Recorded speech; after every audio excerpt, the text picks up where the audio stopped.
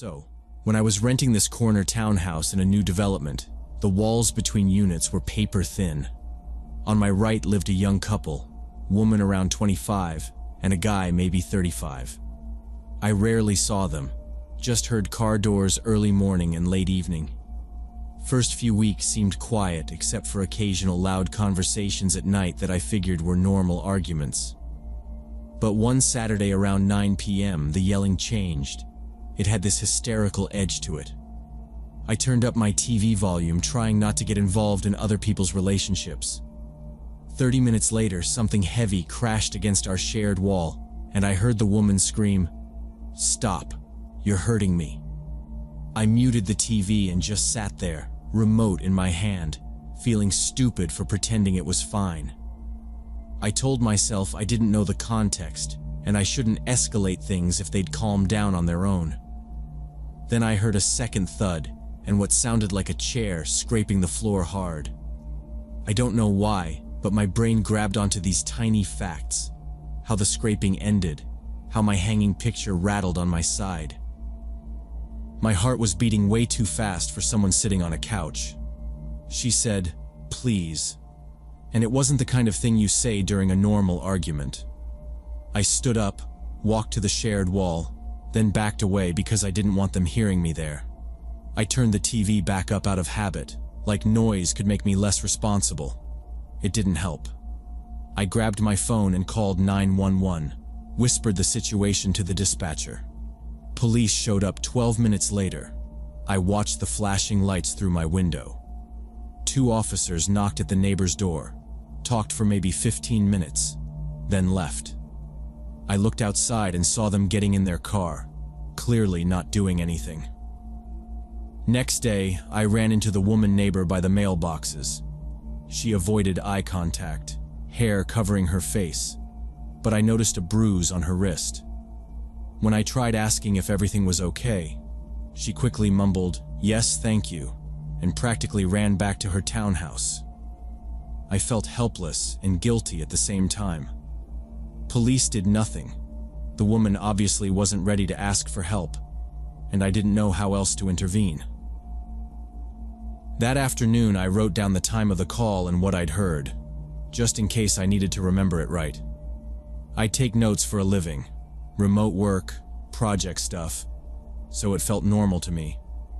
I deleted it twice, then rewrote it because it sounded dramatic, and I didn't want to be that guy who invents details later.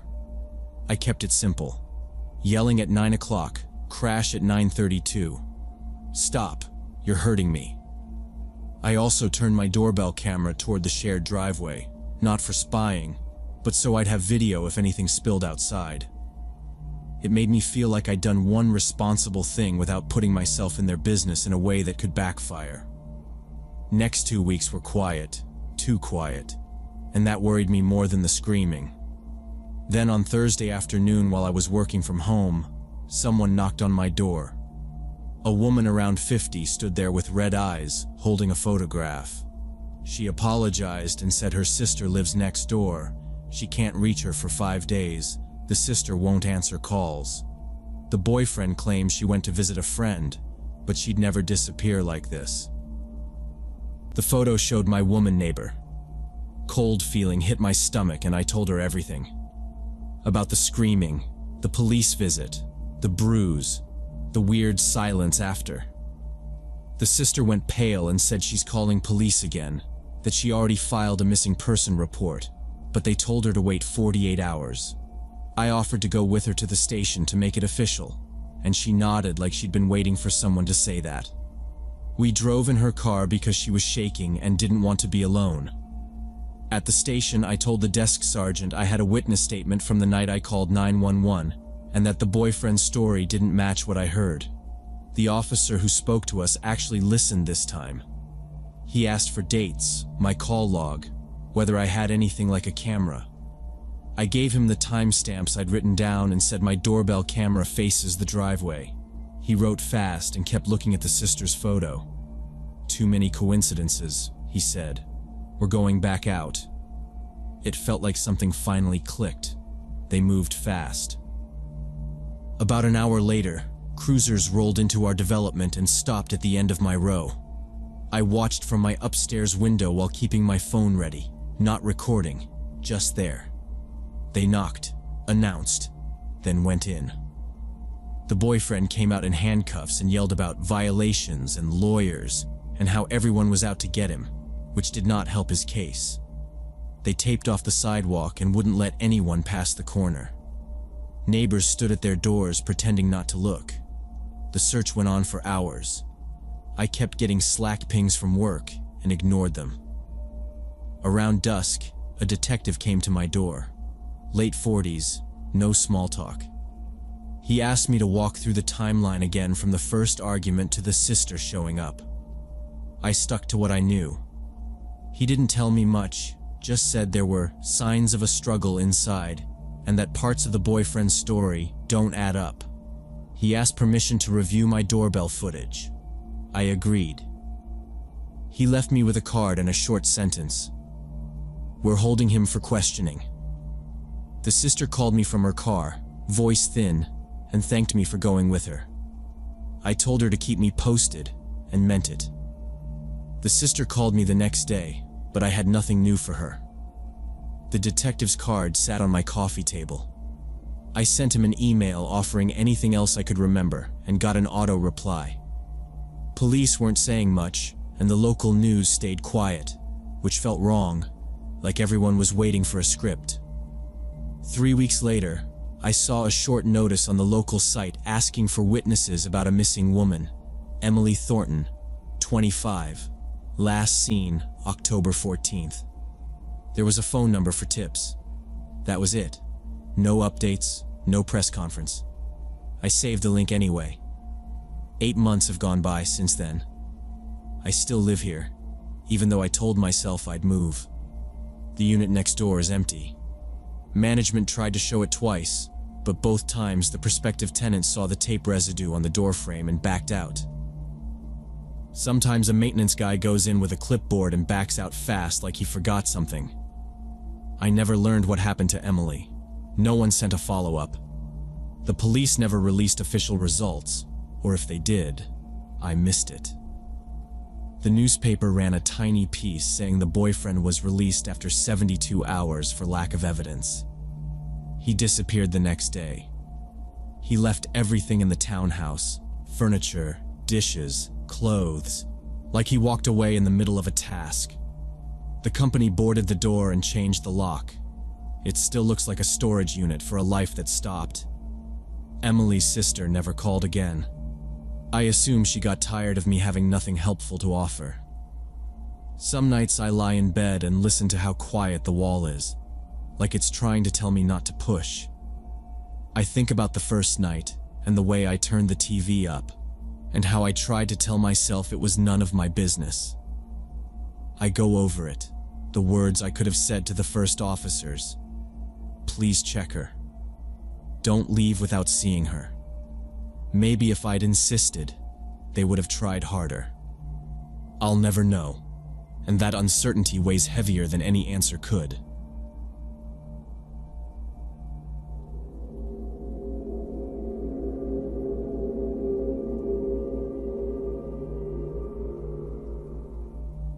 Last spring, I was running my own flower shop, a small business I'd built from nothing over 3 years.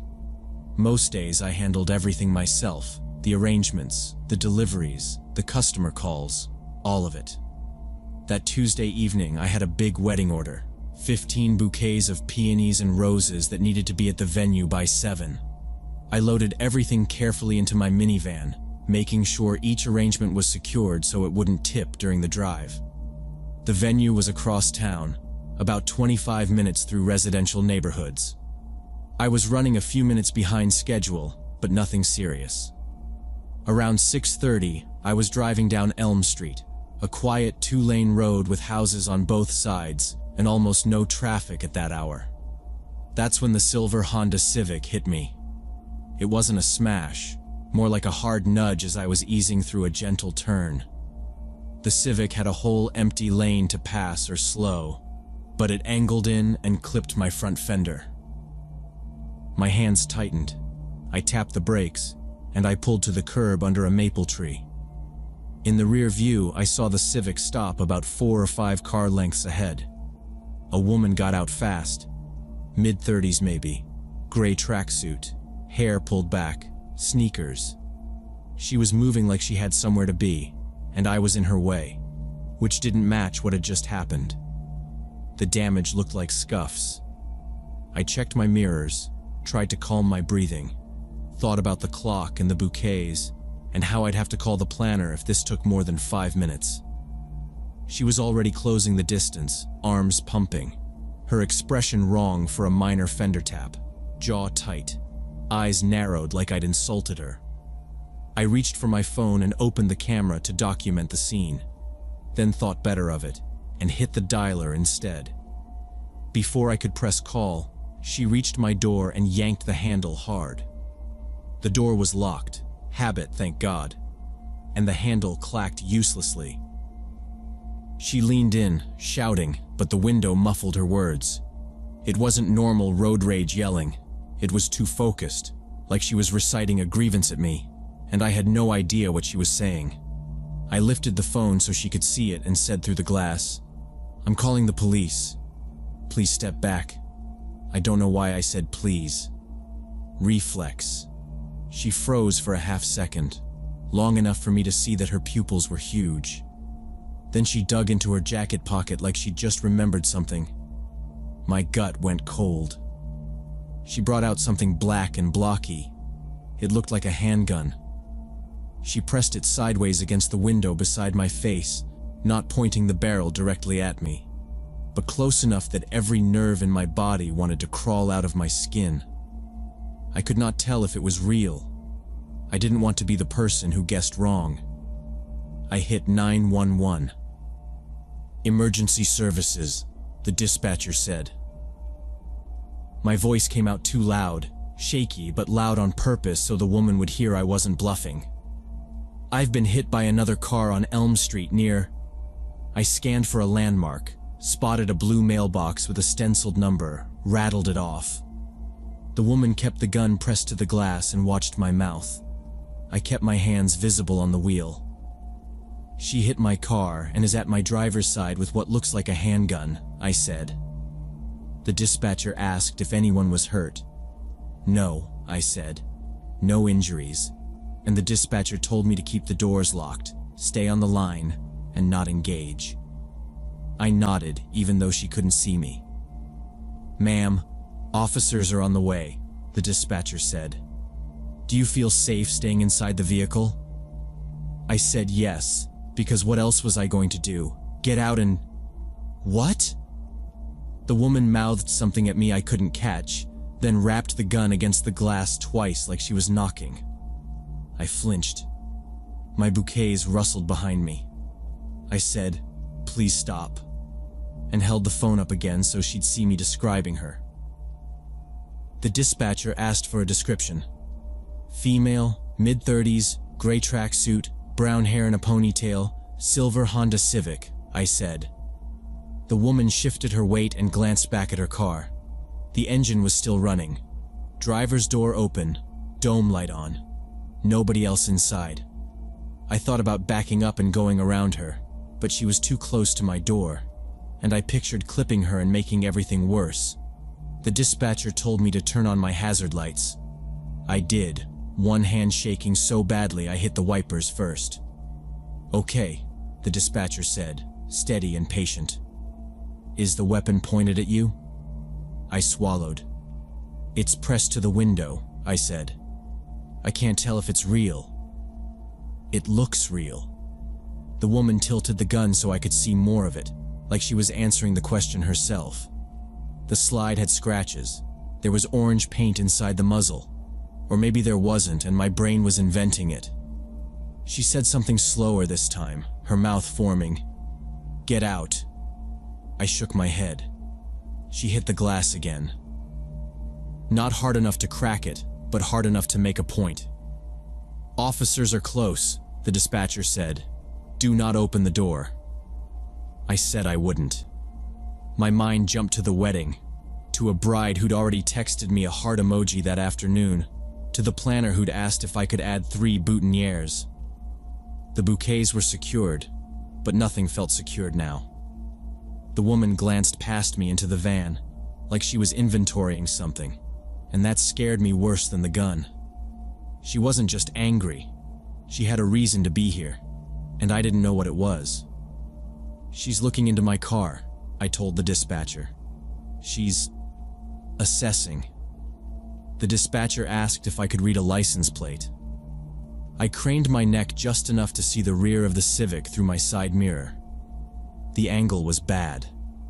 I gave the first 3 characters. The woman noticed, stepped back a half step, and raised the gun higher, not aiming, but higher, as if to say, "Keep your eyes forward." I did. The dispatcher asked me to repeat the street name and confirm my direction of travel. I took a breath, held the phone steady, and described the situation as calmly as I could manage. The woman kept yelling about insurance and witnesses and how I'd caused the accident, none of it lining up with what happened. I kept the 911 line open and said, "I'm safe in the vehicle. She has a gun to my window." Without taking my eyes off her, I hit the home button, opened the camera, switched to video, and slid the phone against the dash pocket so the lens faced her. I tilted it a few degrees with my knuckles. The dispatcher asked me to confirm details. I repeated the make and color of her car and the street. Outside, the woman said, "Get out. We'll exchange information. I don't want trouble." But she still had the gun touching the glass, and I wasn't going anywhere. I tried to angle my body away from the window so I could see her hands and the mirror at the same time. She paced 1 step, then back. I told the dispatcher, "She's agitated." The bouquets rustled when I shifted my foot off the brake. I put the van in park so I wouldn't roll. 4 minutes crawled by. Dispatcher counting officers' distance, me narrating her movements. She kept talking about witnesses that didn't exist and said something like, "You clipped me 2 streets back," which wasn't true. I said, "I have video now," loud enough for her to hear. Maybe it was petty, but I wanted it on record that she'd heard that. The sirens started faint and then grew, and the exact second the red and blue lights flashed down the block, she changed. She slid the gun into her pocket in one fast motion, stepped back from my door, hands up like she'd been confused this whole time. It was a switch I'll never forget. 2 patrol cars rolled in, angled across the lane. Doors opened. "Driver, stay in the vehicle," a voice shouted. 1 female officer came to my side, hand near her holster but not drawn, and tapped the glass with her knuckle. I lowered it 2 inches. "You okay?" she asked. "I have video," I said. She nodded. "Keep your hands where I can see them." I did. 2 other officers were already on the woman, telling her to face away and keep her hands visible. I got out when told and handed over my phone. "It's recording," I said. The officer cupped the top to block glare and watched. The audio caught my breathing, the dispatcher's voice, the raps of the gun on glass, and the woman's face up close. She watched it twice, rewound with her thumb, then flagged her partner. "You need to see this," she said. Across the way, the other officers had the woman turned out, palms on the Civic's roof. One reached into her pocket and pulled the same black pistol. Up close, it looked smaller than I'd thought, compact, heavy enough to matter. He said something short into his radio and dropped the magazine into his palm. No rounds fell. "Replica? Less lethal?" he asked his partner. The female officer told me. "Traumatic pistol. Fires rubber or blanks. Still a weapon." She angled her shoulder so I could breathe without her crowding me and said, "We've had staged collisions and robberies like this. They bump you, get you out, take your bag or your van. Sometimes they drive off with the goods. You carrying cash?" I shook my head. "Just flowers," I said, then realized how dumb that sounded. She didn't smile. They cuffed the woman. She started yelling again, pointing with her chin at my van, saying I'd slammed on my brakes, that I'd made it unsafe. "We'll sort it out," one officer said, the kind tone people use to keep a situation quiet. The female officer handed me my phone and said, "Do you want to press charges?" I thought about the gun hitting the window and how close she'd leaned in. "Yes," I said. "Assault with a weapon. And whatever the illegal gun thing is." She nodded, already writing. Another officer walked the pistol to his trunk and bagged it. "No permit on her," he called back.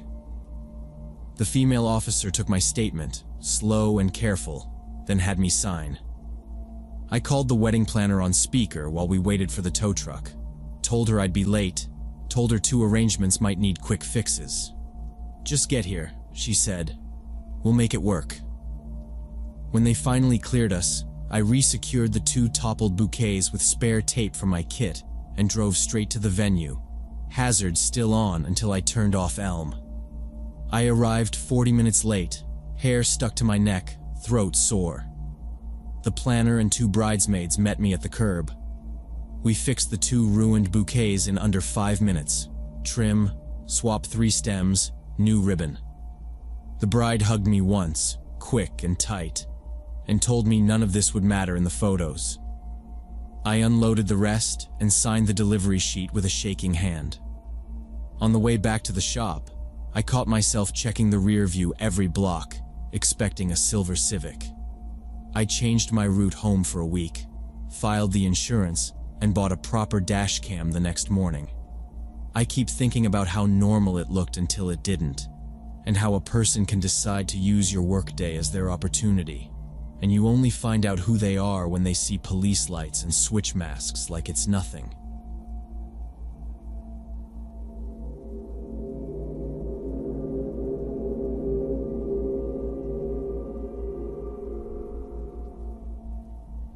This happened when I was 15, back in 2019, during back-to-school shopping season. Dad and I drove to a big mall in Sacramento. We went there most Saturdays. Usually he headed to hardware or electronics, and I drifted through clothing stores and the bookstore. That day he said he needed a new router. It would take half an hour, and we'd meet at the food court. I said okay and headed off. I stopped by the bookstore, flipped through some new releases, checked a table of paperbacks I knew I wouldn't buy, and then decided to hit the cosmetics place on the first floor. They had a sale on nail polish, and I wanted to see the colors. The store wasn't huge. A few other shoppers, 2 employees at the register talking quietly. Music that I barely noticed because I was focused on the little square bottles. I was trying to decide between this muted gray and a weird mint when I realized a man had stepped up next to me. I think I noticed his shoes first, clean sneakers, then the smell of laundry detergent, then the fact that he was looking straight at me. I glanced over out of reflex and he smiled. Friendly smile, normal. I didn't feel scared, just aware, like when a stranger asks for directions. He looked about 35, blue button-down, jeans, short haircut, boring in a good way. He said, "Excuse me, have you seen a girl about your age in a pink shirt?" "I lost my daughter." His tone was light but tight. I looked around, scanning the aisle in the front of the store. "No, sorry, I haven't seen her." He exhaled and shook his head. "Damn, she probably wandered off to another store. Listen, my phone died. Can I use yours to call my wife? She's here somewhere with my daughter." It made sense. People ask for phones sometimes. But something in me pulled back. Not a reason I could name. Just wrong. I don't even like letting friends scroll through my phone. "Sorry, my battery is almost dead too," I said, and I slipped it deeper into my pocket. He nodded like he got it, but he didn't move away. He stayed about a step from me, hands loose at his sides. He said, "I understand. Maybe you can help me find security?" I don't know this mall well, we just got here. He stepped in closer by half a step, and I stepped back, bumping my shoulder into the display shelf. He lifted a hand, palm open, like he was showing me where to go. Come on. I think the security office is near the exit. You know this mall, right? The way he smiled changed. Too wide, and his eyes stayed flat. It felt like he was watching my face more than listening to my words. My heart kicked up. It wasn't dramatic, just fast and focused. I said, I have to go, my dad is waiting. I didn't raise my voice, but I said it fast, the way you repeat a fact you don't want to debate. He said, we can go together. It'll take a minute. No panic, just insistence that sounded practiced. I kept my bag close to my side and angled my body away from him, not turning my back, the way my mom taught me when strangers get too close. 2 women at the register were still talking. Nobody was watching us. I walked, not ran, toward the entrance, choosing a path that kept other shoppers between me and him. He matched me, falling in right behind my left shoulder. I could feel the space shrinking. I said, sorry, really, my dad is right outside, and I pointed toward the door even though I hadn't checked. He said, quieter, it's okay, I'll just walk with you. I thought about pulling out my phone and pretending to call someone, but I didn't want him to grab it or get a hand near me. Another customer came around the end cap, and I used the moment to slide past. I glanced at the kiosk glass and saw the shirt over my shoulder. I kept walking. He followed me. Wait, it'll just take a minute. Just show me the direction, he said, staying on my heels between the shelves. I sped up. It wasn't a sprint, but it was the fastest version of walking you can do without knocking into people. I cut past a display, slipped around a woman comparing lipsticks, and made for the door. As soon as I stepped into the main corridor of the mall, the air felt wider. I looked back. He was still there, maybe 5 meters behind, moving like he had a plan. My chest went tight. I saw a family coming toward me. Mom, Dad, 2 little kids dragging bags from the toy store, the plastic rustling, like the normal center of gravity in all this. I went straight to them. Excuse me, do you know where security is? I need help, I said it loud. Loud enough that it didn't sound like a question, more like an alarm. The woman blinked and glanced over my shoulder. The man behind me froze a few paces back like someone had pressed pause. The husband's face changed, brows down, protective, ready to make a scene if he had to. The stranger stood there maybe 10 seconds. He looked left and right, and then he pivoted hard and power walked the other way. Not a jog, not casual either. He took the first corner and disappeared behind a pillar toward the side hallway. Are you okay? The woman asked. I nodded too fast. He was following me, I said, and the words spilled out. He came up to me in the store, asked to use my phone, then asked me to show him security, and he wouldn't leave. The husband shifted the toy bags to one hand and said, We'll walk you where you're going. Where are your parents? I swallowed and said, My dad's at the food court. He said, Let's go. We moved together like a small unit, not dramatic, just tight. The kids went quiet because they could tell something was off. I kept checking the corners, half expecting him to pop back out, but I didn't see the blue shirt again. We reached the food court, and I spotted my dad sitting at a table with his phone and a soda, like nothing had happened yet. I pointed, sped up, and then I was at his side, half talking, half breathing. I told him everything in a straight line. Bookstore, cosmetics, the phone ask, the smile, the following, the family, the turn and go. I watched his face go white in a way I had only seen once before when I almost got hit crossing a street. We're going to security, he said, standing so fast the chair skidded. He thanked the couple, actually shook the husband's hand with both of his, and the woman touched my shoulder and told me I did the right thing. Then Dad and I headed for the info desk. He kept scanning like he was daring the guy to show back up. At the desk, an employee called a guard. The guard listened while I described the man. Blue button-down, jeans, short haircut, mid-30s, average build, clean sneakers, no visible tattoos or anything weird, no accent I could place, calm voice. I gave the time and the store name. He asked where exactly in the store, which aisle, what direction we exited, which way the man went. He said he'd check cameras and talk to the store staff. We waited off to the side. It wasn't long in real time, but it felt long. Dad kept his hand on the back of my chair, not touching me, just there. The guard came back around 20 minutes later. He said they had him on a couple angles, but the face wasn't clear. Bad lighting, brim of his cap I hadn't even noticed, and the camera near the side hall was partly blocked by a kiosk.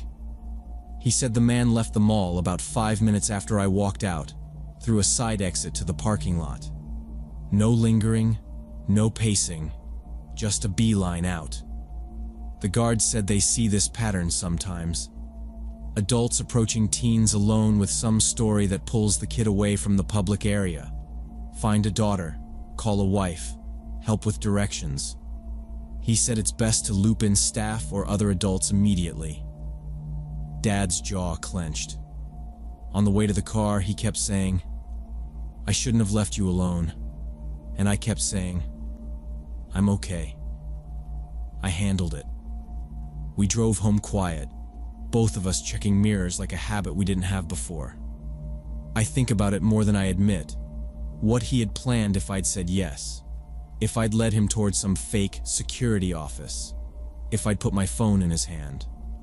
Now my rule is simple. I don't help unknown adults in public when I'm alone. If an adult needs help, they can ask another adult.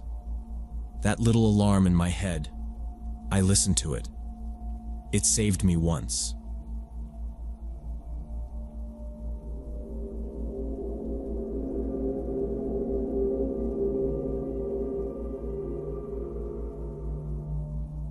This happened 3 years ago when I was 26. My younger sister Carol had spent all summer begging me to drive out with her to the old amusement park outside town for a photo shoot. She was into urban photography and wanted rusted rides at sunset for her portfolio. They'd closed the place in the 90s after some accident, but the metal frames and the Ferris wheel still stood. I said I'd go because it was a dead area, and going alone was dumb. We left on Friday evening in her beat-up Honda with 2 cameras, a tripod, and a couple flashlights. The park sat 20 minutes off the highway down a rutted dirt road through thin woods. The sun was dropping when we pulled up to a sagging fence with a faded "no entry" sign. The place was huge. I could see the shapes of rides sticking out of high weeds. Carol parked close to the fence in case we needed to leave fast. She kept talking about light and angles while I watched the tree line and the service road like a guard dog. I wasn't trying to ruin her night, but I didn't like how quiet it felt out there. Not quiet like nature. Quiet like no one was supposed to be there and someone still was. I told her we'd give it an hour. Tops. She nodded and grinned like I was being dramatic. The air was still, only crickets somewhere in the weeds. We climbed the fence and Carol immediately started dialing in settings. I stood near her and tried to get used to the emptiness. Within 30 minutes it got dark enough that we needed the flashlights. Carol got some long exposures of the Ferris wheel and said she wanted the arcade pavilion next. We were walking a choked path when we heard music. Thin, scratchy, like a wind-up music box. It was to our right, buried in the dark between the old buildings. Carol stopped and aimed her beam that way, but it only lit weeds and scrap metal. She said it was probably the wind moving something loose. I said, "There's no wind." She tried to laugh that off and said maybe a spring in a sign was catching. I didn't like that either. There were no houses for miles, no power, no reason for music. She lifted her camera like she wanted to record the sound, then changed her mind and lowered it. "We stick to the plan," she said, but her voice had that thin edge to it. I said, "Arcade or back to the car?" She hesitated, then said arcade, quick shots, and we'd go. I kept my beam wide and checked behind us every few steps, not because I expected anything specific, but because I'd be an idiot not to. We stood listening and the music cut off mid-note. The silence after it was heavy enough that I could hear my own breathing. I told Carol we were done, and we headed back toward the fence, faster than before. I swept the light over the paths, the weeds, the gaps between buildings, feeling stupid and grateful for feeling stupid at the same time. Halfway to the exit, Carol grabbed my wrist hard. Her light was on the old ticket booth near the park entrance. In the window, something moved, a shadow across the filthy glass. A person, tall. It slid left to right like someone pacing in there. We froze. Saying hello felt reckless, and not saying anything felt worse. The shadow came back, closer to the door of the booth, and my brain finally sorted the outline into a man, big shoulders, hood up. Carol whispered, "Maybe it's security." I said, "Security doesn't stand in the dark without a light." She whispered that she could offer money for 5 minutes to leave, then immediately shook her head because that sounded like telling a stranger we had cash. I kept scanning for a second person. Nothing. No car lights, no footsteps, no phone glow. Just him and us. He didn't call out. He didn't step out. He just stood where he had cover, like he knew that glass hit him more than it hit us. I felt for my keys in my jacket pocket and made sure they were where I thought they were. Carol wrapped the camera strap around her wrist so it wouldn't swing or clang if we ran. I said, "We moved to the fence, steady, no sudden moves, don't look at him." She nodded. We started sidestepping along the path, my light down and wide so he wouldn't think I was aiming at him. The window went dark. We both stopped. Then the shadow slid again, and this time it was closer to the doorway of the booth, angled as if he was watching us through the cracked gap where the door didn't sit right. I said, "Keep going." Carol whispered, "I'm sorry." "This was a bad idea," I said. "We're fine." Eyes up. The booth door creaked an inch. Just an inch. No words, no threat, just patience. My throat felt dry like I'd swallowed chalk. I brought the beam up for a half second to hit the doorway and dropped it before he could react. In that flash, I could see the shape more clearly, and I made out the silhouette of a man in a hoodie.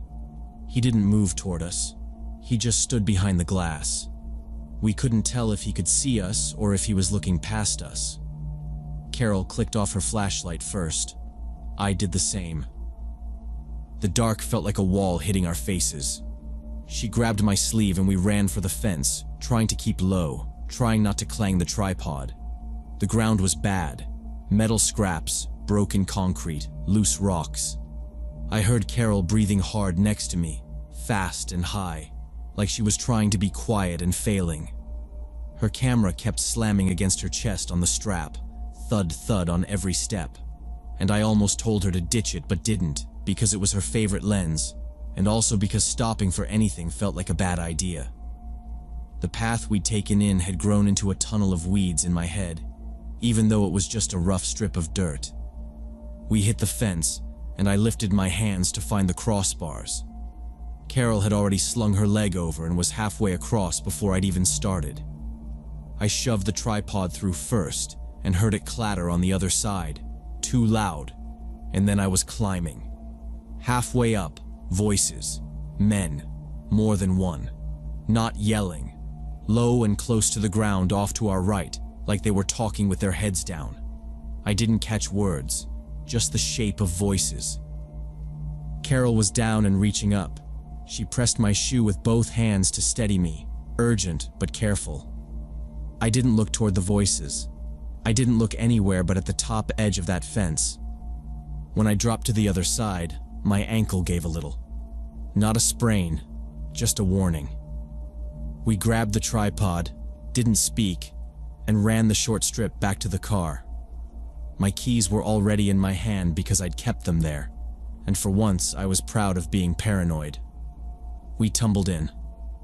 Carol started the engine with a rough turn that sounded louder than it should have in that big empty dark. I locked the doors without meaning to be obvious about it. Then, because I couldn't help myself, I looked back toward the fence.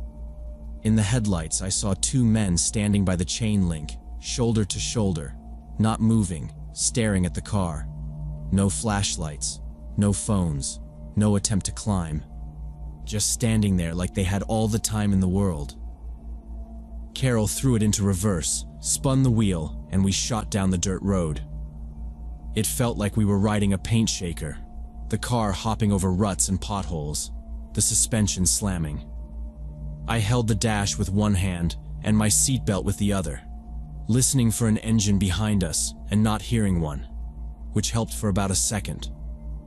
The trees thinned and the road bent left, and Carol didn't slow, because neither would I.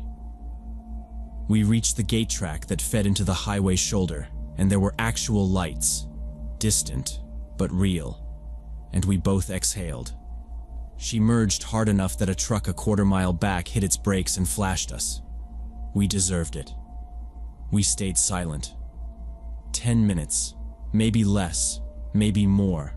Just the road and the sound of the engine working too hard.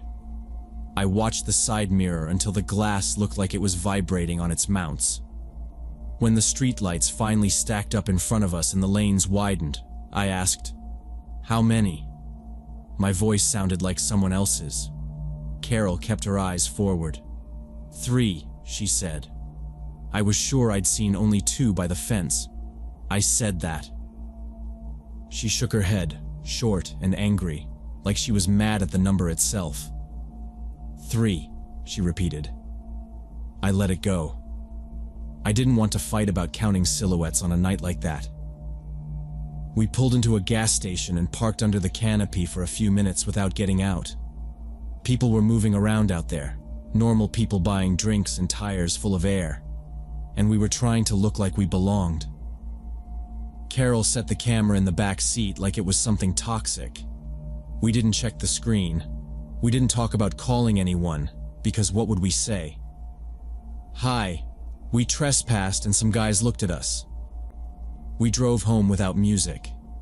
Sometimes I think I miscounted, and sometimes I think she did, and it bothers me how much it matters. The only thing I know for sure is the way they stood without blinking or fidgeting, like they wanted us to carry the picture of them away. We never discussed that night again. Carol deleted every photo from that evening, even the ones from before the music.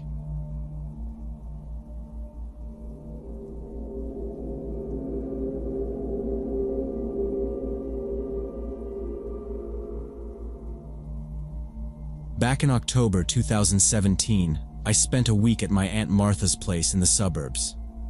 She worked night shifts as a nurse and paid me to watch my 2 younger cousins, Emma, who was 10, and Sophie, who was 13. The house sat at the end of this quiet street with an empty lot and abandoned railroad tracks behind it. The neighbors to the right were gone for the weekend, and to the left lived an elderly couple who went to bed at 8 every night. My aunt had this German shepherd named Rex, who usually slept in his doghouse in the backyard. That night, Rex started barking around midnight, not his normal growl at a cat, but this hysterical barking mixed with howling. Emma was asleep, but Sophie and I were watching a movie in the living room. We turned the sound down when it got annoying, but he didn't stop. It felt wrong. Rex was reactive, sure, but not like this. I told Sophie I'd check the back door. She said, "Don't open it." I didn't. I locked it again just to be sure and tried to see him through the small window. He was pacing and throwing himself at the fence line like he was losing it. I remember thinking maybe a coyote came down the tracks, or a raccoon.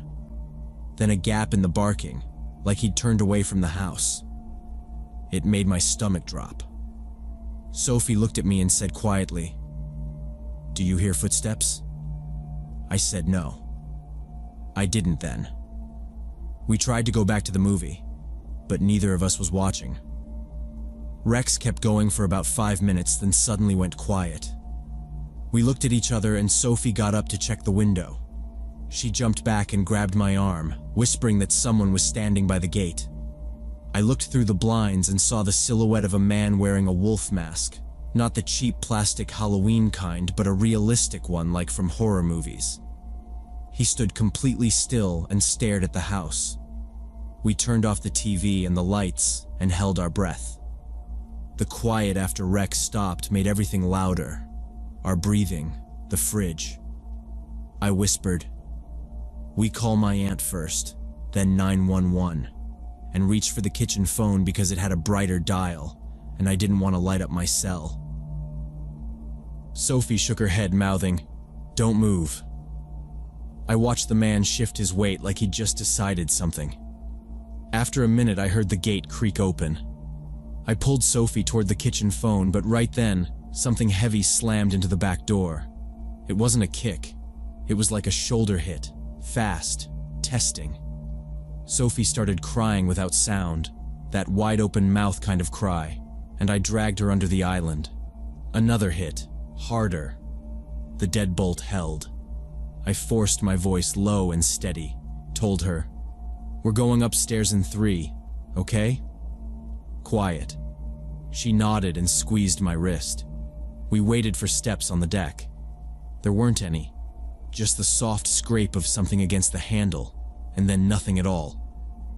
Sophie screamed and I grabbed the phone and dialed my aunt. She answered after the 4th ring, and I was whispering, barely breathing, telling her someone was trying to get in. He had a wolf mask. Rex wasn't barking anymore. My aunt said to wake Emma, get everyone into her bedroom, lock the door, don't turn on any lights. She said she was calling the police and driving home.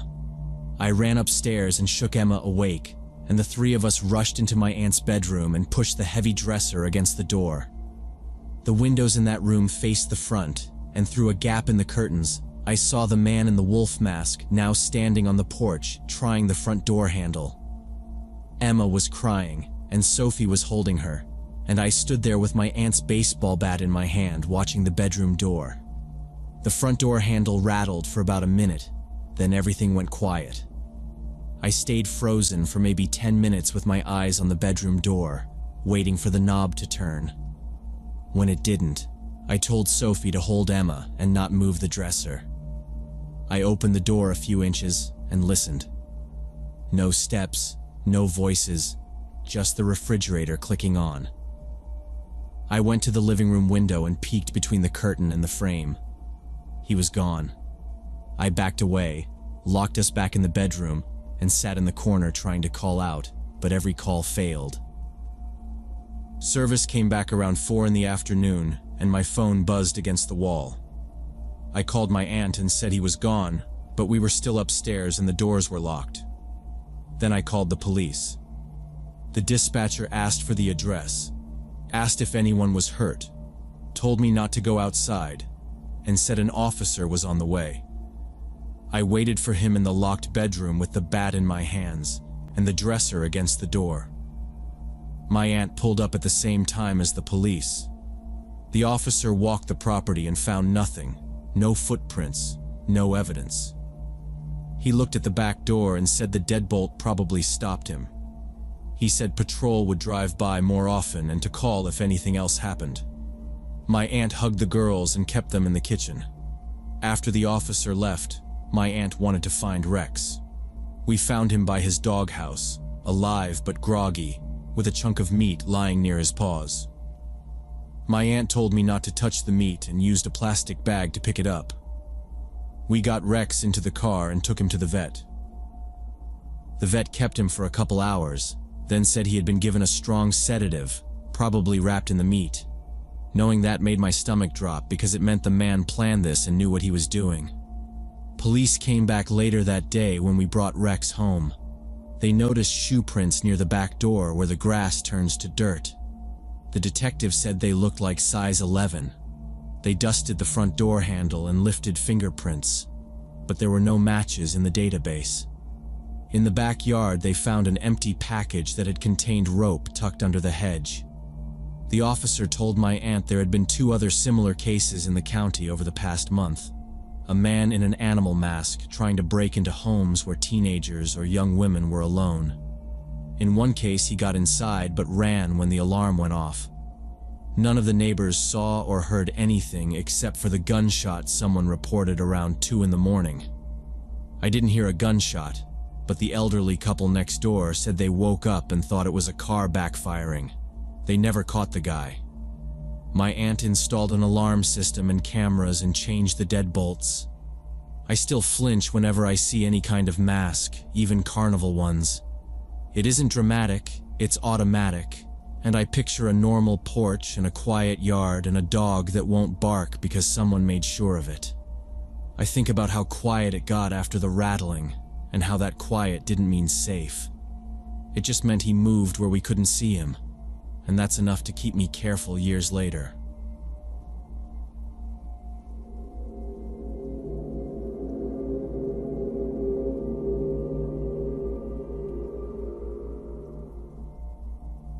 I worked the night shift as a courier for a logistics company delivering documents and small packages between warehouses and offices. Usually head out around 11 at night and finish by 7 in the morning. The route's fixed unless dispatch pings me with a reroute, but most nights it's the same loop through quiet suburbs and dead industrial parks. Company van's an old white box with no back windows and a stubborn sliding door that hates the cold. The heater works if I sweet-talk it. Around 2, I take my scheduled break, normally in a shopping center lot with lights and cameras, where I can eat without worrying about someone creeping up. It's not cozy, but it's predictable. I don't nap on the clock. I can't. Too easy to sleep through a pickup. So I park where the poles throw a decent cone of light, angle the van so I'm facing the exit, and keep the driver's window an inch cracked to hear engines or footsteps. Habit. My first month I parked in a dark corner behind a warehouse, and some guy tried to open the passenger door while I was logging deliveries. It was locked. He walked off like it was nothing, and maybe it was. But after that I stuck to lots with cameras and at least one open business within sight, even if it's just a pharmacy. Mid-October, I rolled into the far side of a parking lot by a closed supermarket. Whole place was dead except for a few cars down by a 24-hour pharmacy at the other end. The weather had that damp chill that soaks through your sleeves. I killed the engine, flipped on the dome light long enough to pull out a thermos and a foil-wrapped sandwich, then shut it off. I put in one earbud and let a podcast run low so I could still hear outside. First 10 minutes were quiet, just my own chewing and a cart rolling somewhere in the wind. Then I noticed the dark minivan a couple rows over. Doors opened, and a bunch of young guys piled out. 4, maybe 5. Hard to tell through the glare and distance, but they had that jittery energy of people who were bored and looking for something to point it at. Hoodies, ball caps, one in a varsity jacket. They smoked and shoved each other around by their van for a minute.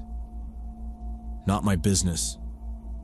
I kept my eyes on my side mirror and sipped coffee like I wasn't watching them. One of them peeled off and started walking my way. Slow, like he wasn't sure, or like he wanted me to think he wasn't sure.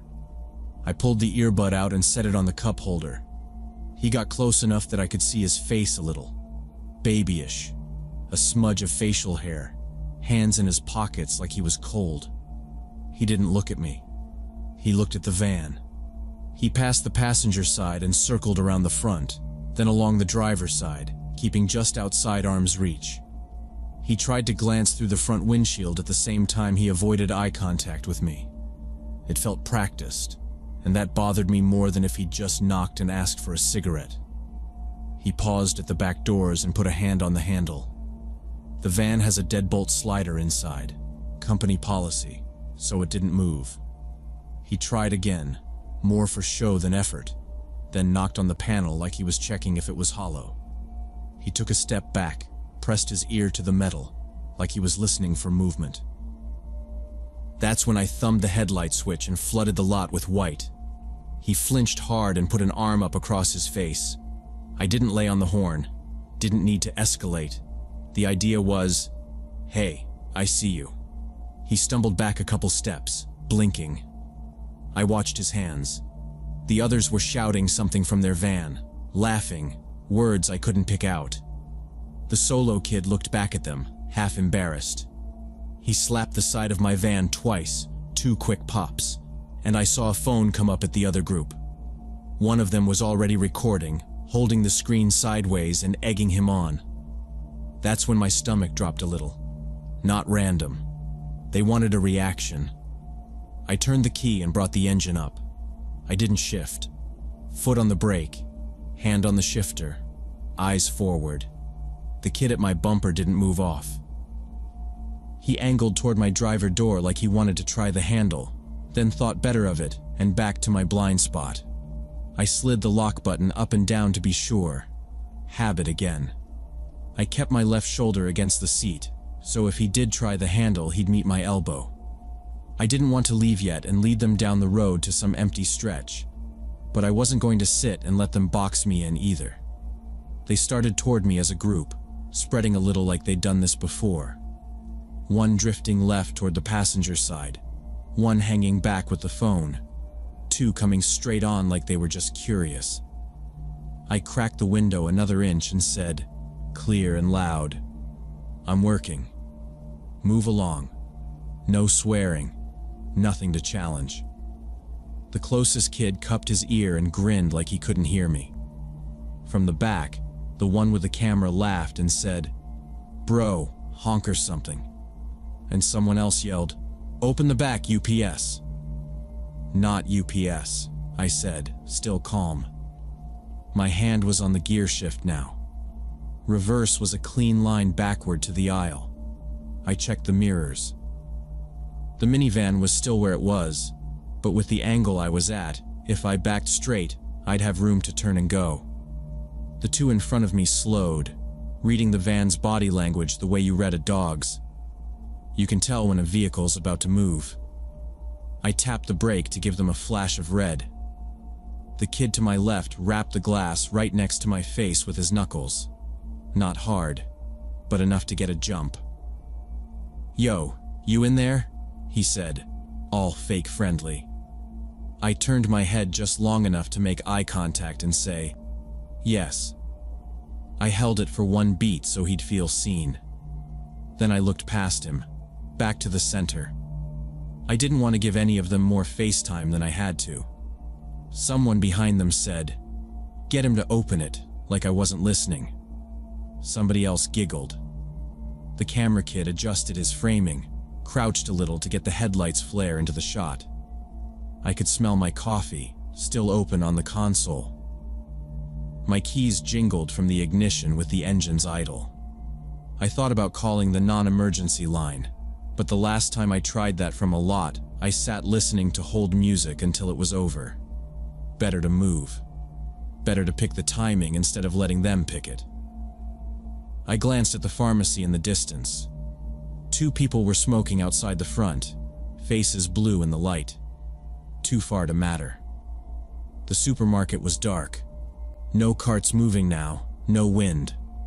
I tightened my grip, took a breath, and decided. They started moving closer as a group. They closed in fast, 2 in front, 2 behind, 1 by my door. Hands hit the panels and they started rocking the van. Little shoves at first, then harder. I kept my foot on the brake and gave the engine a few hard revs to make the frame kick. They didn't care. Varsity Jacket climbed onto the hood, planted his shoes wide, and slapped both palms on the windshield. Thump, thump, staring at me like I was a fish in a tank. Another kid lay down on the asphalt in front of my bumper and yelled, "Come on, run me over," like it was a prank. He stretched his arms out and laughed at his friend on the hood. By my door, the skinny one shook a spray can and dragged the tip across the sliding door, a long metal scrape I felt through the floor. I slid the key fob and hit the panic button. The horn started screaming and the hazard strobed the empty lot. Hood Boy flinched, then hammered the glass harder to show he wasn't scared. The others stepped back a few meters with their phones up, still filming. One did a dumb dance move in front of the grill like he was performing for a live.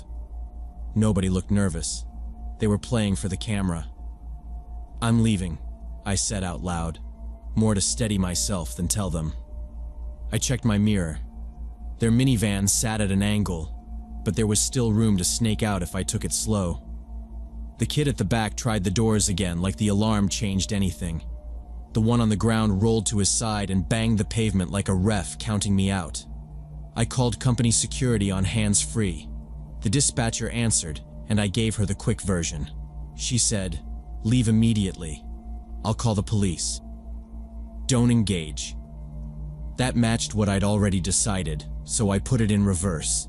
The backup camera is garbage in the dark, so I used mirrors and the shapes of their shoes. The two in front jogged alongside my bumper, hooting. Hood Boy hopped down and drifted to my left. I eased off the brake and felt the van finally move. Someone yelled, "He's running!" and they came after me at a trot. As I straightened, a bottle smashed against the back bumper, sharp and close. I didn't look. I drove the line I'd planned when I parked, out past the dead carts, down the lane, toward the exit without speed bumps. No one tried to block me with a car. No one dove in front again. The alarm kept blaring until I thumbed it off. I went to the nearest gas station with lights and people. 2 cars at the pumps, a cashier inside, a guy mopping. I parked right by the windows and called the dispatcher to say where I'd landed. She told me to stay put. The group didn't follow. My hands were shaking enough that I had to screw the thermos cap with both palms. About 20 minutes later, 2 patrol units rolled in with lights off. They took my statement while I idled. I showed the officer the scrape on the sliding door. He called it cosmetic. I described the 5 guys in the dark minivan and realized I hadn't caught the plate. Hoodies, a varsity jacket, phones out, no visible weapons. I mentioned the bottle. They looked around in case the kids were hanging back to keep filming.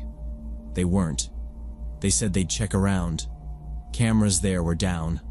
Only gas stations with people.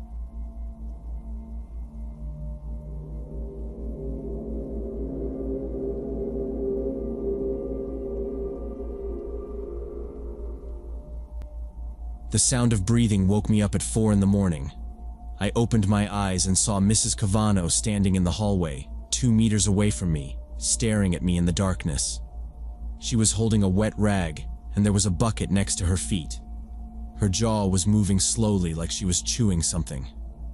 I bolted upright and screamed at her, asking what the hell she was doing in the house. She backed toward the door, mumbling apologies about how my Uncle Robert had asked her to check the pipes. I chased her to the exit, yelling that I was calling the cops. She kept repeating, "I wanted to help. I'm the property manager," as she walked backward out the door.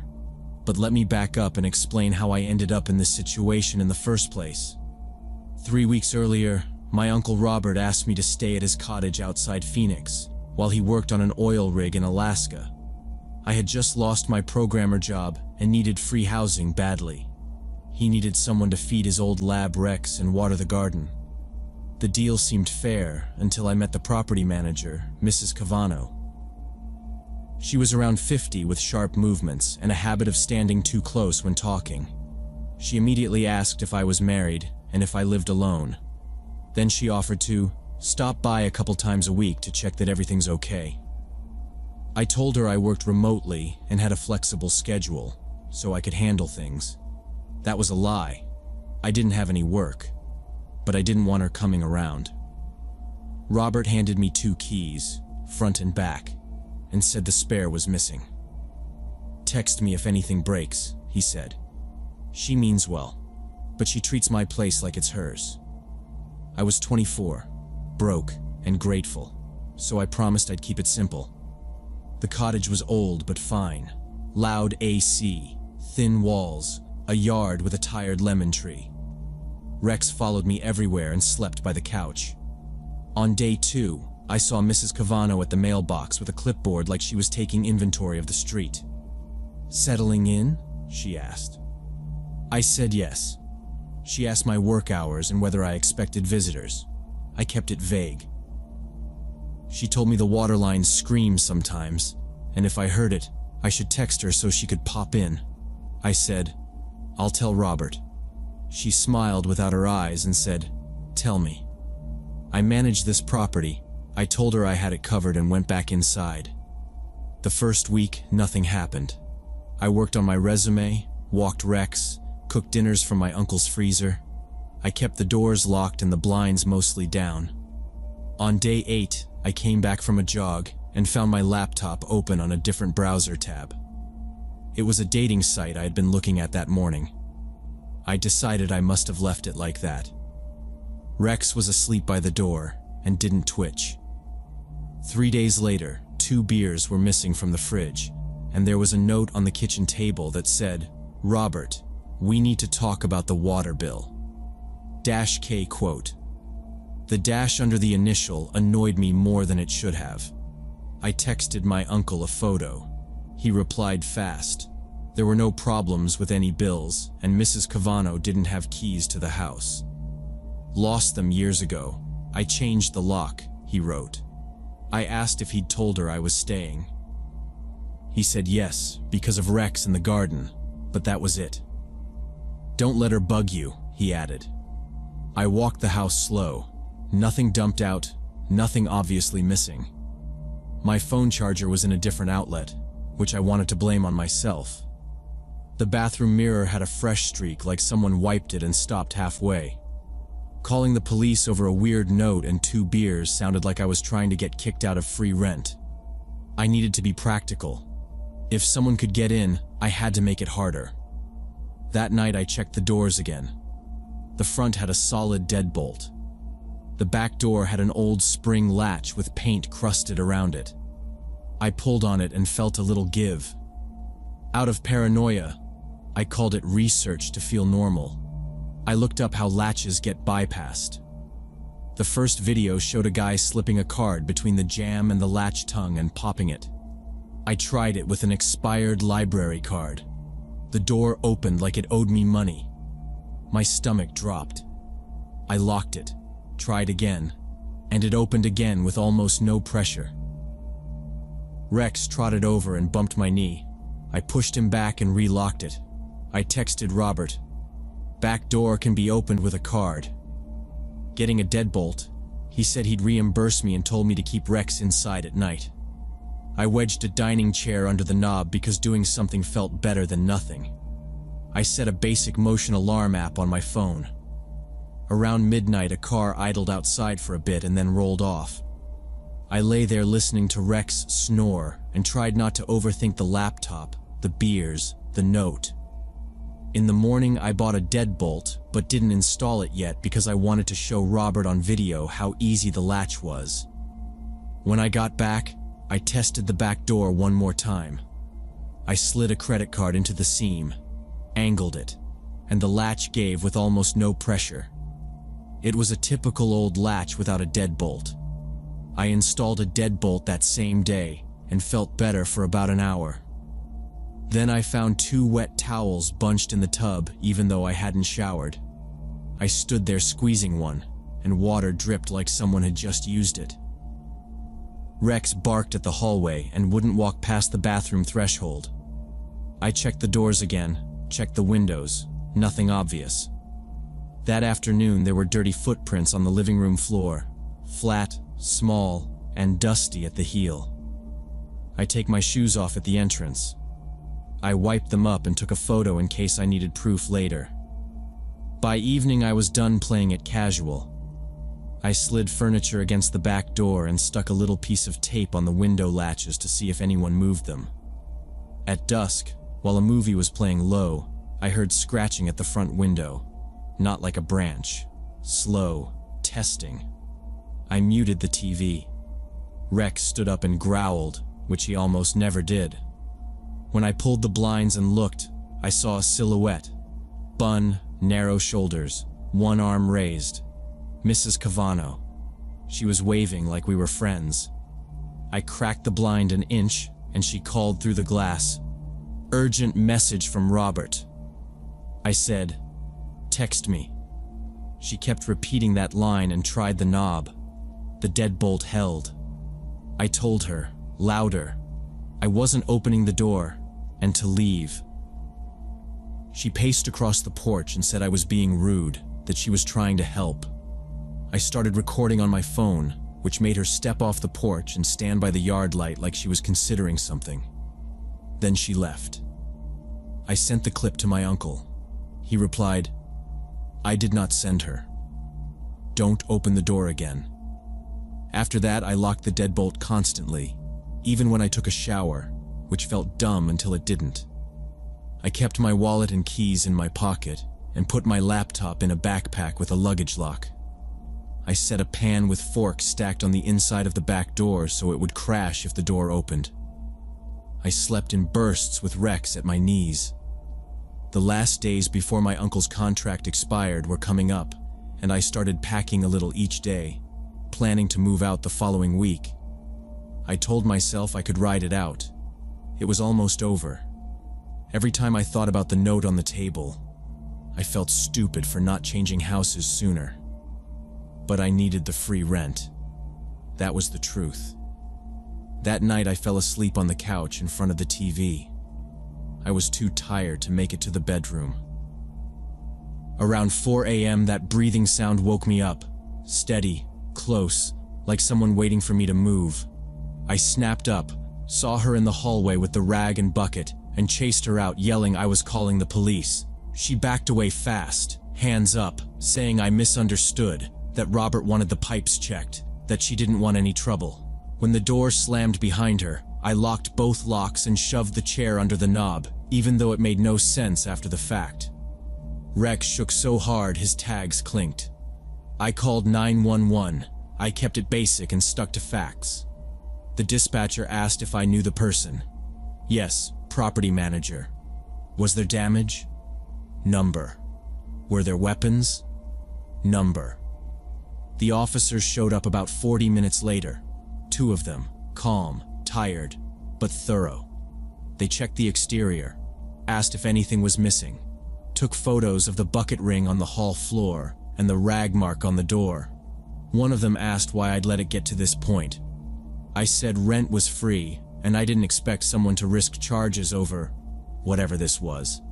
He looked at the new deadbolt and said, "Good. Get window pins." They knocked on her door down the street and came back 30 minutes later with a shrug. She told them she had permission, that the owner wanted a leak looked at. No signs of forced entry, no damage. Without evidence of break-in or an assault, this is trespass at best, and that's muddier because she manages the place, the older one said. I called my uncle on speaker. He told them he never gave permission, and that she wasn't to enter. They noted it but said, straight up, it was my word against hers tonight. They filed a report and suggested I leave if I felt unsafe. I moved out the next day. I took what mattered and left the couch cushions and some pans. I told my uncle to install proper locks, deadbolts on every door, window locks, the whole thing. He said he'd handle it and apologized for putting me in that position. A week later, he texted a link. For sale listing, same cottage, staged photos with fresh paint and a different manager name. She quit, he wrote. I never saw her again. I still hear that steady breathing sometimes when I wake up too fast, and I see her jaw working in that dark hallway, chewing on nothing, patient like she had all night. I don't know how many times she watched me sleep before that. I don't want to know.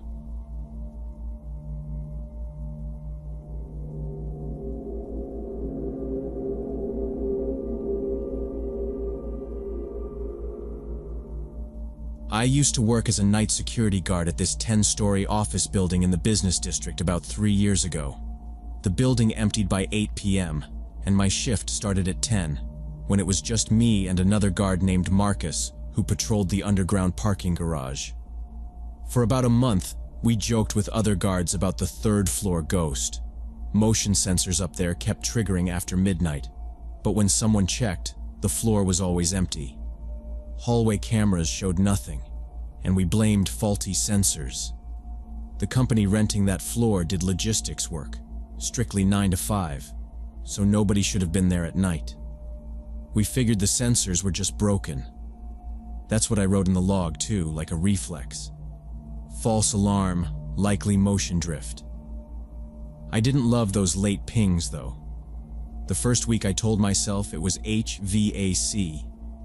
The second week I noticed it was always between 12:40 and 1:20, which felt less random. I brought it up to building management and they said they'd get maintenance to recalibrate the sensors. Maintenance said the sensors were within tolerance and maybe we were catching cleaning staff. We weren't. Cleaning clocked out at 9:30 and I watched them leave. Marcus would tease me over the radio with, "Tell Casper to badge in next time." And I'd say, "Yeah, copy. I'll leave a pen." It was a running bit that was only funny because nothing ever happened when we walked it. One Wednesday around 1 a.m., the sensors went off again on the third floor. I decided to check myself, grabbed my flashlight and walked the corridor, shining light into each glass-walled office. Everything looked normal, doors locked, lights off. I was about to leave when I heard a quiet sound, like someone moving a chair. The sound came from the large, open workspace at the end of the hall, where several rows of desks sat. I headed there and flipped on the lights. The room was empty, but one chair near the far window was turned toward the aisle, when usually cleaning staff pushed all chairs neatly under desks. On the desk was a fresh protein bar wrapper, not dusty at all. I stood there longer than I should have, listening for any HVAC rattle that could have faked the chair noise. Nothing. No vents cycling, no elevator ding, just building quiet. I checked the windows, sealed. I walked the rows, checked under the long tables, even looked behind the big planter by the printer. I told myself the wrapper could have been left that afternoon, but I'd walked this floor at 11 and I didn't remember seeing it then. I second-guessed that as soon as I thought it. You remember weird things at night and forget obvious ones. I put the chair back in, took a photo of the wrapper on the desk with my phone for the incident report, and caught myself holding my breath for no reason. I didn't like that I was doing that. I called Marcus, and he came up to the third floor. We checked every office together, even closets and bathrooms. Nobody. Marcus said maybe an employee stayed late and left through the back exit, which led to a stairwell and out to the street, bypassing the main lobby. That would explain why lobby cameras never caught anyone. But the back exit was always locked from inside. You needed a key to open it, and only security and building management had keys. I said, "If they had a key, who?" He shrugged and said, "Contractor? Property manager?" Then he added, "Or someone copied one." I didn't love that either. We kept it methodical. He held doors while I tested handles, rattled frames, checked if any maglocks had that loose hum that tells you they're not seated right. All good. We reviewed the camera grid on Marcus's tablet standing by the elevator lobby. 2 fixed cams on the corridor, 1 at the stairwell door, 1 in the open workspace. Nothing but me walking in, then the 2 of us. No chair movement, no person. Marcus said, "Camera angle might have missed the chair." They do. He wasn't wrong. We're not CSI. Our cams were old, cheap, and only recorded on motion. And if the algorithm decides desk chairs aren't motion, you get nothing. I still felt stupid pointing at a wrapper like it meant anything. Marcus said, "Let's check the back exit anyway." We moved together, not because we were scared, but because it made sense. If someone was gaming our route, splitting up would be dumb. We reached the metal door with the crash bar and the cylinder lock below it. I checked the door. It was locked. Next 2 weeks, I watched the third floor more carefully, but nothing unusual happened. I walked that hallway twice a night and logged nothing but dust and locked doors. Then on a Friday evening, Marcus noticed something on the parking garage camera recording. Every few days at the same time, around midnight, one of the ventilation grills in a far corner of the garage moved slightly, like from airflow, but the ventilation system wasn't running then. He rewound and played it twice. The louvers twitched, hesitated, then settled. Not a draft. Too steady. We went down and examined the grill. The screws weren't tight, and one had different threading than the others, like someone replaced it from a toolbox that didn't match. Behind it was a narrow ventilation shaft leading upward. I shined my light and saw dust disturbed in a straight line, not just random. Marcus said, "Don't touch it more," and I agreed. We took stills off the camera and noted the times. No reason to pretend it was nothing. Marcus called the building manager, who came the next day with a rolled-up set of technical blueprints and a guy from maintenance. The manager spread the drawings on a folding table in the security office and traced a finger along the old ventilation system. The ducts were larger than modern runs, from an earlier retrofit, and they connected all floors in a backbone that wasn't really used anymore. Maintenance said the fans only kicked on during heat waves, which explained nothing about midnight movement. The manager frowned and said, "Technically, someone could move through them, though it would be dangerous and not intended." He looked at me and Marcus and added, "Do not go in there." We didn't argue. We logged the grill as evidence, put it back without tightening the odd screw, and marked the time we'd first found it loose. That night I added third-floor checks every hour. Nothing pinged. If anything, the quiet felt heavier, because we finally had a path that made sense. The protein wrapper, the chair, the sensor timing. If someone was using the ducts, they had a way to step around cameras and doors. The manager called the police, and they installed cameras at ventilation exits on several floors. Officers came in plain clothes, walked the halls with the manager, and asked us for a list of night anomalies. They set tiny battery cams on magnets inside grills, and one in the storage closet on the third floor that had a duct discharge. We left those alone. A week later, the camera on the third floor caught a thin man, maybe 30, climbing out of the vent in that closet around 3 a.m. He wore dark clothes and a small backpack, and he moved like he'd practiced the route. He checked the hallway, then walked to the open workspace, pulled food from his backpack, ate at one of the desks, used the bathroom, and returned to the ventilation system. In the morning, the police called a briefing in the lobby. They said they would wait the next night and arrest him when he appeared again. Our job was to keep normal rounds and not spook him. That night, we stayed off the third floor and watched the monitors. Around 2:55, movement alert in the closet. Same man. He slid out, stood, and an officer stepped in from the stairwell as another came from the elevator lobby. No yelling. Just police. Hands where we can see them. He froze, put the backpack down, and they cuffed him without a fight. When they brought him through the lobby, he looked exhausted more than anything. Later, we heard he was a homeless programmer who lost his job and apartment 6 months earlier. He found a way into the building through the vents, set up a living space in one of the wide ducts between the third and fourth floors, brought in a sleeping bag and water, and every night came down to eat leftovers from office fridges and use the facilities. He didn't hurt anyone or steal anything except food. Still, the fact that someone had been living undetected in the building's walls for months changed the way I walked every hallway. I turned in my notice a month later. Even after they sealed the ventilation ducts and added better cameras, I kept catching myself standing outside the third floor closet, listening. I couldn't shake the feeling that someone was watching me during night rounds, even knowing the building was fully checked and the ventilation ducts were sealed.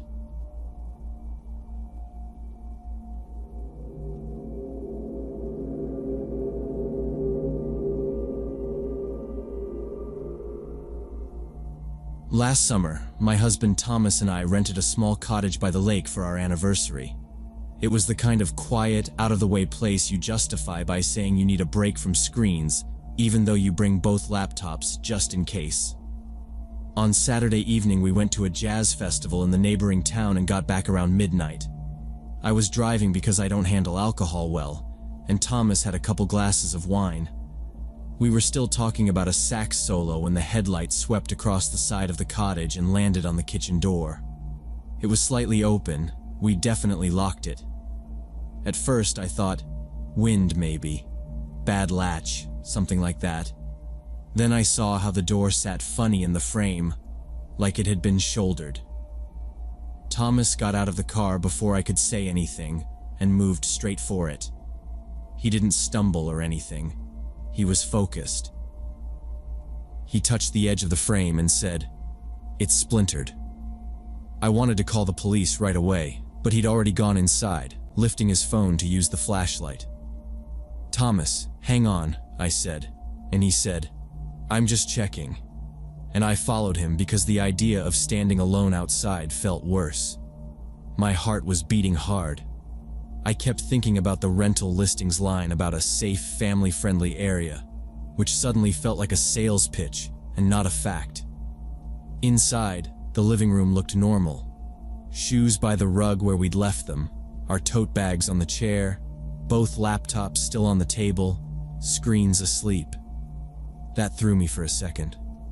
If someone broke in, why was all of this untouched? "Bedroom," Thomas said, angling down the short hall.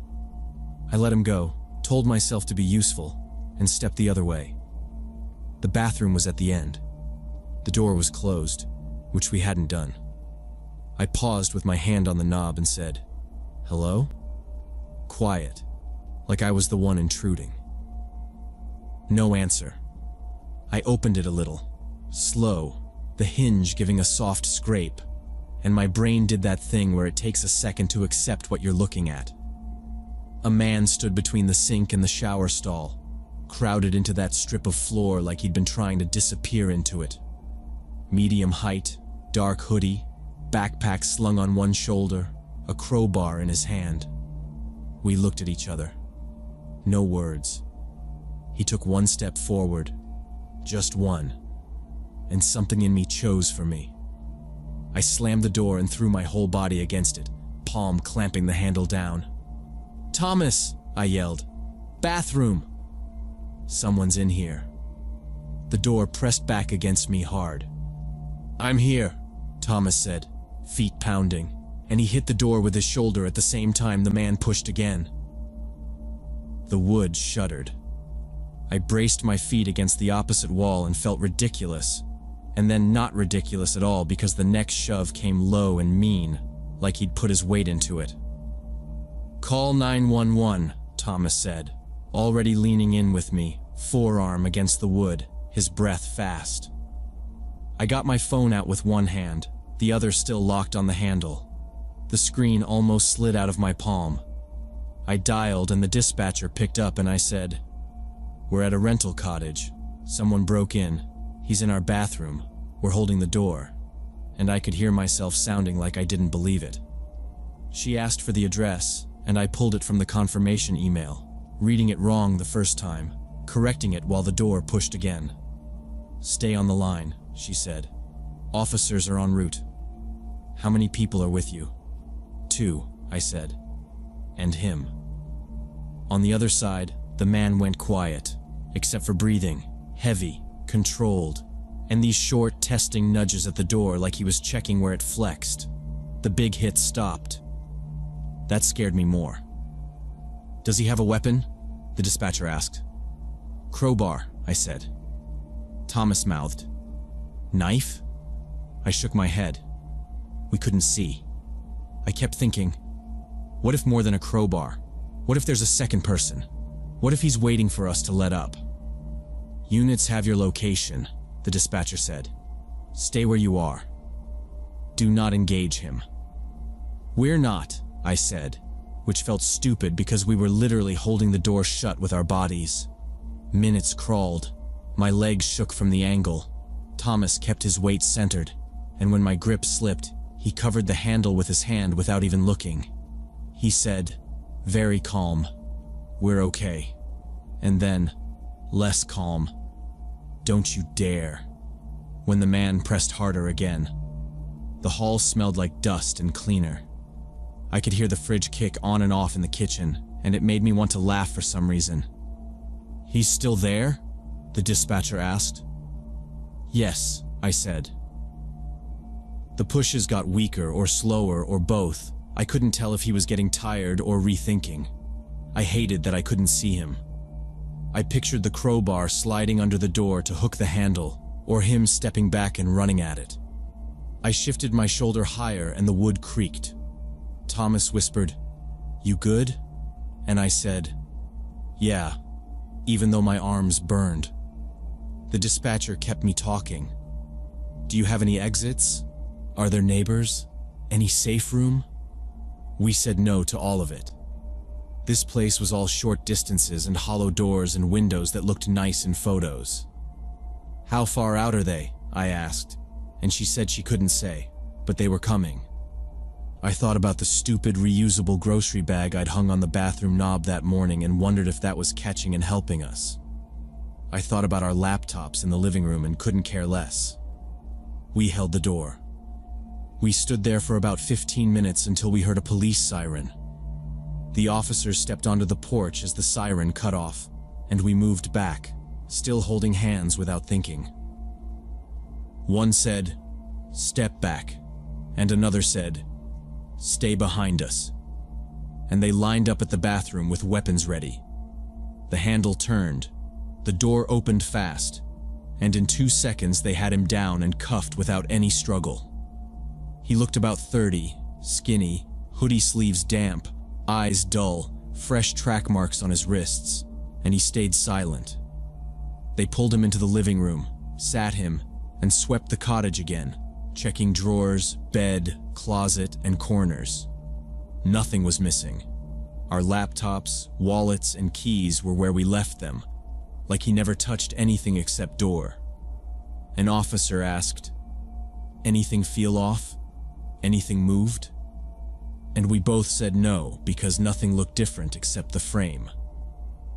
Another officer explained he likely broke in to ride out withdrawal somewhere warm, and he had not expected us back. They walked him past us, and he muttered, "Didn't think you'd be here." Embarrassed and angry, eyes unfocused, jaw tight. A sergeant took our IDs, asked about our evening, times, the key, and wrote it down twice, barely looking up. Another held up the crowbar in a bag and said we were lucky we had not opened bathroom first thing.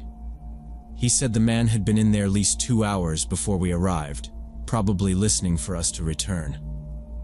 We spent the rest of the night at the station giving statements, and it felt like repeating movie on loop. Me in one room, Thomas in another, then both together while a recorder blinked and someone watched the clock slowly. They photographed the broken frame and latch, logged the crowbar in a backpack, and swabbed the wood where marks were. Every few minutes someone asked the same question a different way, trying to get a clean version with no gaps. Around morning they released us, and an officer drove behind us to the cottage so we could pack and leave. We skipped breakfast, skipped the lake, skipped everything we booked, and we filled bags without talking except to check chargers. Thomas kept apologizing in small bursts, saying, "I should have waited," and "I shouldn't have gone in," and going quiet. I told him we made mistakes, not to soothe him, but because it was true, and I needed to hear it. He unlocked the car while I walked through the rooms once more, checking outlets and windows, doing dumb control rituals. On the drive home we didn't play music, and the road felt longer, like miles stretched out and wouldn't end. When I blinked, I kept seeing the door opening and his face, not the color of his eyes, flat look. I remembered how close we were in that hallway, close for strangers, and heavy the door felt under our shoulders. Now we rent places differently, and we ask about locks, and we actually test them instead of trusting the listing. We tug on latches and slide bolts, and if anything feels flimsy, we put a doorstop, or we not stay. We never leave a rental unlocked even for a couple hours, not for a quick walk or a festival downtown. We joined a community alert app that shows crime reports in the area, and knowing beats guessing, even if uncomfortable. Friends tease us for being jumpy, and we let them, because the habit helps more than it hurts on trips. That night taught us danger does not announce itself. Sometimes it waits in a bathroom with a crowbar for you.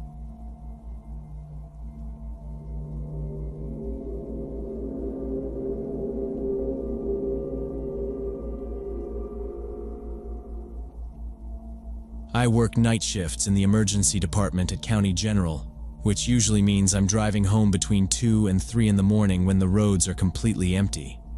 My normal route used to be the highway, but construction had been going on for months, adding at least 30 minutes to my commute.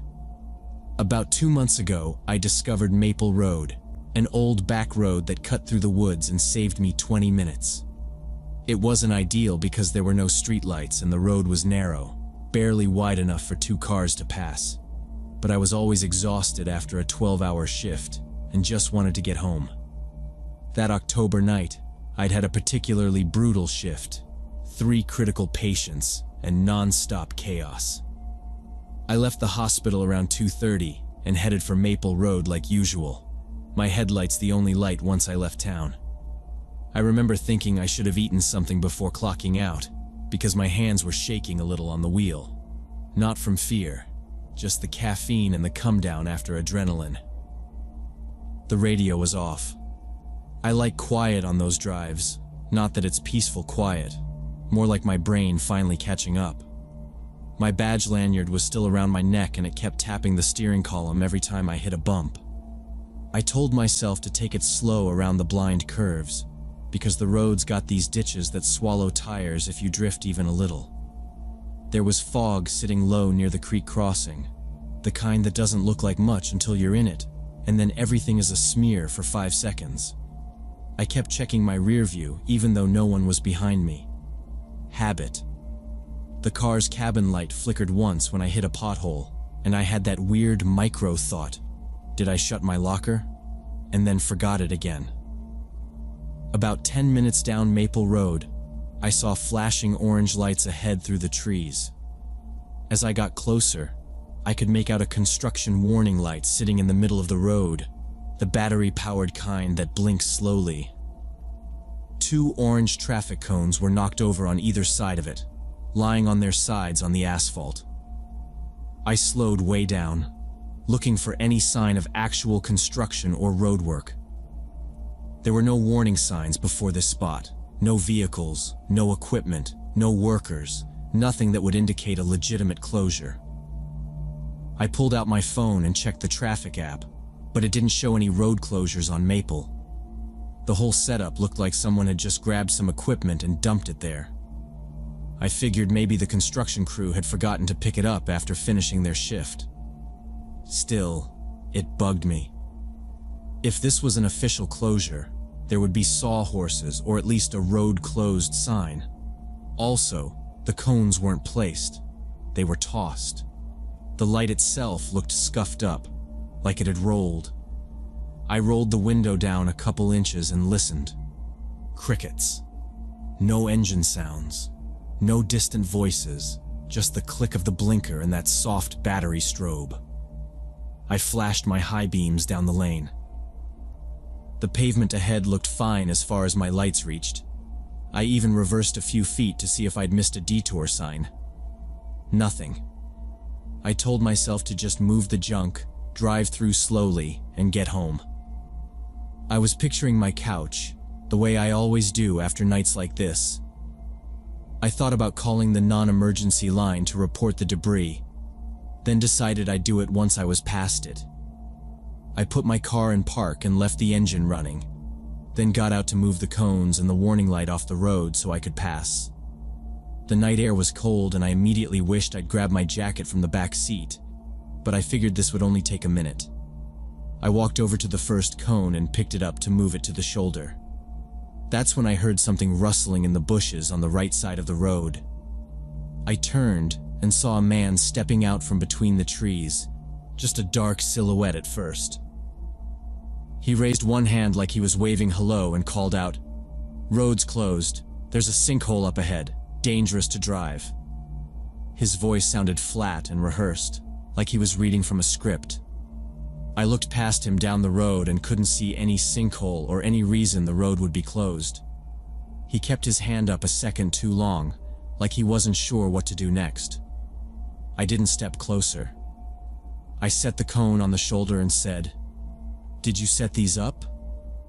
Not aggressive, just normal voice, the way I talk to anxious families when they crowd the nursing station.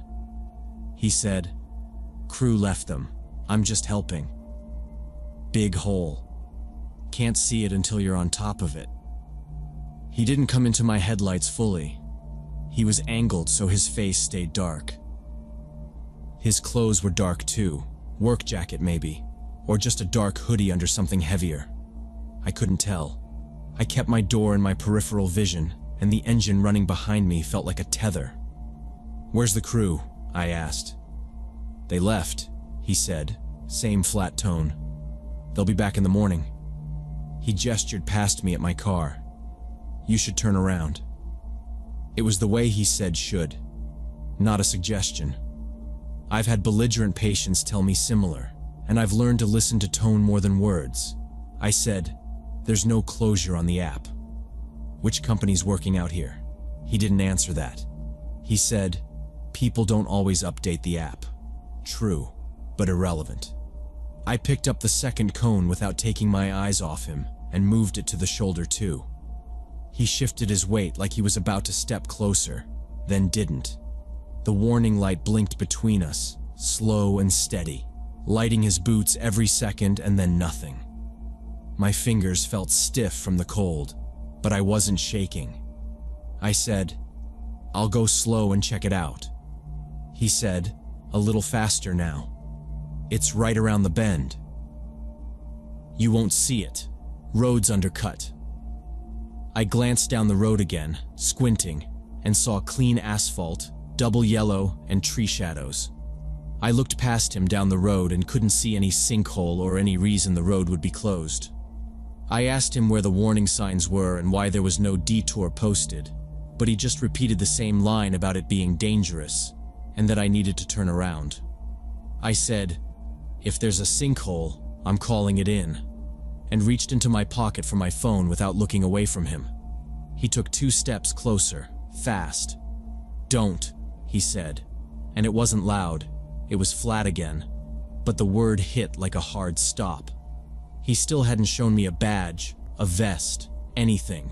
No truck, no toolbox, no reflective tape.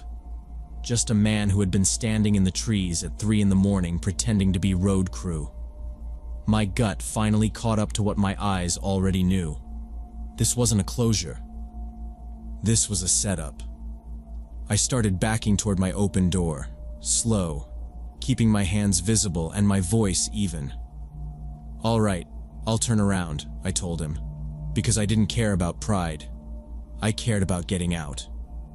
He matched my pace, closing the space, and when I angled my body toward the car, he cut the angle like he'd done it before. I lifted the cone I was still holding and set it between us like a dumb orange chess piece. He didn't even glance at it. He moved smoother than he'd been talking. That bothered me more than anything he said. "Look, I'm leaving," I said, and I wasn't asking for permission. I stepped quick, grabbed the edge of the door, and he lunged. For half a second I thought he was going for the hood, but he aimed for the gap where the door was. I shoved the door closed with my hip and felt it bounce off his forearm. He swore, low, and I got inside, dragged the door shut, and hit the locks with my elbow. My hands were clumsy, but the click was the best sound I'd heard all night. He was at my window a second later, grabbing the door handle and pulling on it hard. His face was pressed close to the glass now, and I got a clear look at him for the first time. He was probably in his early 40s, wearing a denim jacket, and he had a scar running down his chin. His eyes were empty and cold as he stared at me. He kept pulling on the handle with one hand and banging on the window with the other, not saying anything now, just trying to get in. I started the car and began backing up slowly, but he held onto the side mirror, running alongside for a few feet. I yelled, "Let go!" and hit the horn, short blasts, not because I thought anyone would hear, but because it made me feel less cornered. I hit the gas harder, and he finally let go. He swung his arm once as he released, like he was trying to hit something, and I heard the ugly scrape. I didn't check it. I kept rolling back until I had enough room to crank the wheel. I threw the car in reverse and backed up fast until I could turn around, then drove back the way I'd come. I kept my lights on high and watched both ditches and the mirrors, waiting for a second figure to step out or a car to block the lane. Nothing. In my rearview mirror, I could see him standing in the road, lit up by my taillights, before he disappeared into the darkness. A quarter mile later, I eased off just enough to keep from sliding on the loose gravel near the shoulder. I considered calling 911 right then, but I didn't want to fumble my phone and drift. I've seen enough crash victims to know how those calls end. About half a mile away, I pulled over under a working streetlight to catch my breath, and that's when I noticed something wrong with my car. There was a long, deep scratch running along the driver's side door, like someone had dragged a key or knife across the metal. He must have been holding something sharp when he was hitting my window. I took the long way home on the highway, and by the time I got to my apartment, the sun was starting to come up. I called the police as soon as I got inside and gave them all the details. They said they'd send someone to check Maple Road, but when officers went out there that morning, the cones and the warning light were gone. I never drove on Maple Road again.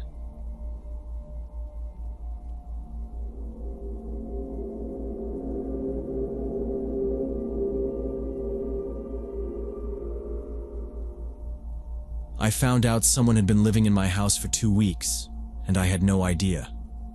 Thursday morning, I opened the fridge and saw my yogurt was gone. I asked Mrs. Radford, my landlady, if she ate it. She swore she didn't touch anything on my shelf. That's when I started thinking about the other weird stuff. 3 days earlier, I heard footsteps upstairs while Mrs. Radford was downstairs making tea.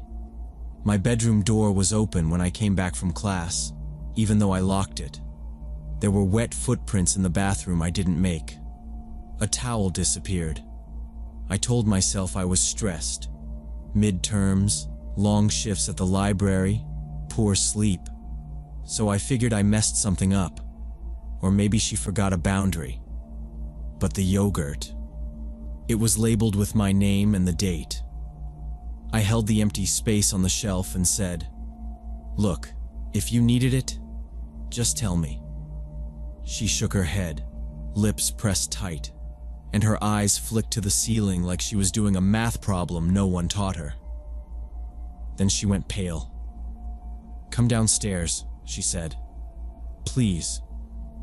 She never said please. I followed slowly, still annoyed, still trying to act cool. But my heart was pounding because the little thing suddenly felt like one big thing. The open door, the feet I'd heard above my room, the towel. "What's going on?" I asked at the top of the basement steps. She didn't answer right away. She asked me to come downstairs. A month before all this, I was looking for a place near my college in Ohio. Dorms were packed and too expensive, and I was already juggling 2 classes that required lab fees. So I checked Craigslist. Mrs. Radford's ad seemed perfect. Private room, separate entrance, quiet neighborhood. She was 70, a widow, lived alone in a 2-story house. The room was upstairs, clean, freshly vacuumed, bed by the window. Rent was decent, utilities included. She kept repeating, "Quiet, quiet," like it was a promise. I met her at noon on a Saturday. She asked about my major, if I could handle my own laundry, and whether I was allergic to cats. "No cats, just checking," she said. She seemed relieved I was a student, not a couple, not a party person. I paid the deposit and moved in the next week. First few days were fine. She stayed downstairs mostly, and I used the external staircase to come and go. Her kitchen rules were clear: label shelves, clean up, no strong smells after 9. We were polite strangers sharing a refrigerator. Then the weird stuff started. A cup moved, a spoon left in the sink that wasn't mine, a faint scrape overhead when I knew she was in the living room. I told myself houses make sounds, old plumbing does what it wants, doors swell and don't latch. But then my locked door was open. I tested the lock and felt stupid because it did work. I put a sticky note across the frame to see if it'd tear. The next evening, the note was peeled and stuck back on crooked. When Mrs. Radford asked me to sit down, I knew something was wrong. She sat on the bottom step, hands shaking, and told me her son Thomas lived in the basement. He was 36, had mental health issues, and she'd been hiding him from social services for 2 years. He was officially listed as missing after walking out of a psychiatric facility in Cleveland. "They'll take him back," she said, voice breaking. "They hurt him there. He gets confused, but he's gentle. He goes upstairs when he thinks no one's here." I stared at the laundry machines because I couldn't look at her. "So he's been in the house," I said. "At night?"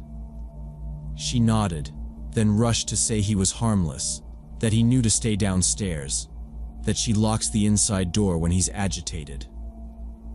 I thought about the peeled, sticky note and the footprints.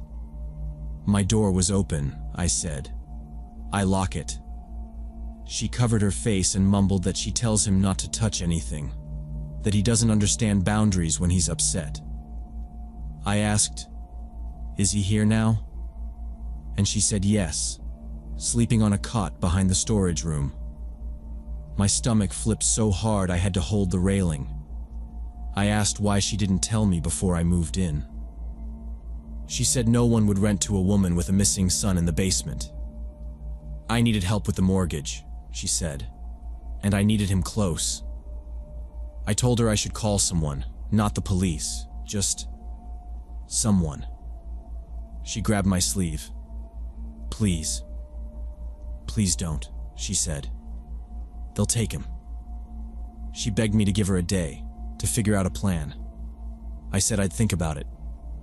I went back upstairs, locked my door, dragged my dresser in front of it, and I couldn't sleep that night. Next morning I called the housing coordinator at my college and explained everything.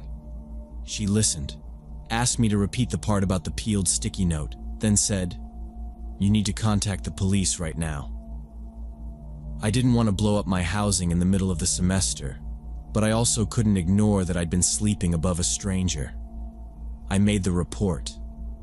They told me not to confront anyone and asked me to meet them after class. That evening I came back with 2 officers. We parked a house away so we wouldn't crowd her driveway. Mrs. Radford opened the door before we knocked. She looked smaller than the day before, shoulders down, eyes glassy. She didn't argue. No speech about privacy. She just stepped aside and led us to the basement. It was dim. A single lamp was on. Thomas was sitting on a mattress surrounded by boxes, staring at the floor. Thin, messy hair, torn cuffs on his sweatshirt. He didn't look at us. One officer spoke softly, introduced himself, asked Thomas his last name. No answer.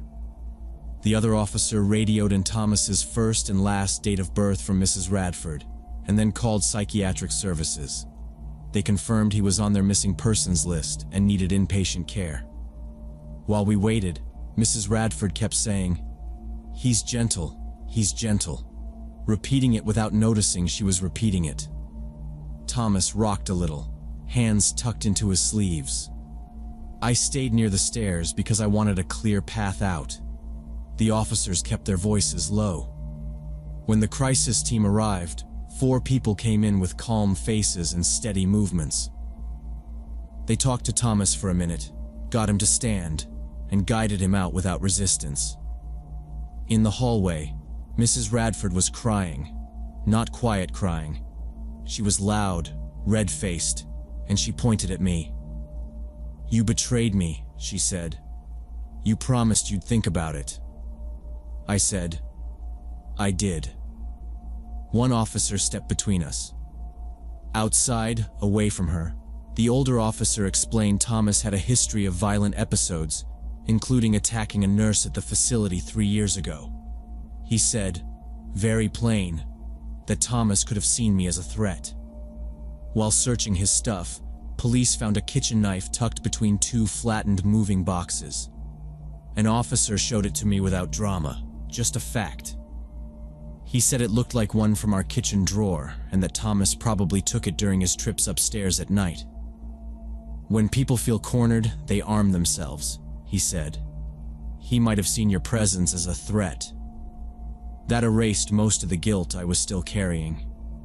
I went upstairs, packed fast, clothes, textbooks, charger, toiletries, and zipped my suitcase on the bed because I didn't want to open the closet again. I slid the dresser back and kept my head down past the living room. Mrs. Radford didn't look at me. She was on the phone, saying the police had taken her son.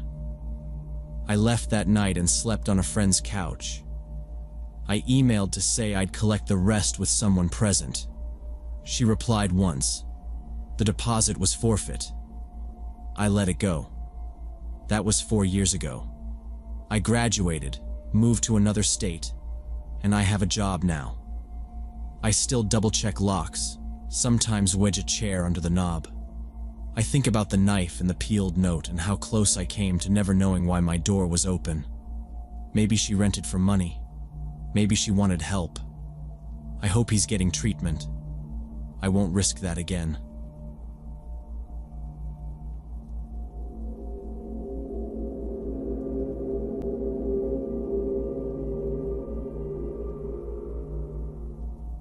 Way back in February 2018, I was working as an accountant at a small firm and renting a studio on the 3rd floor of this old 6-unit brick building.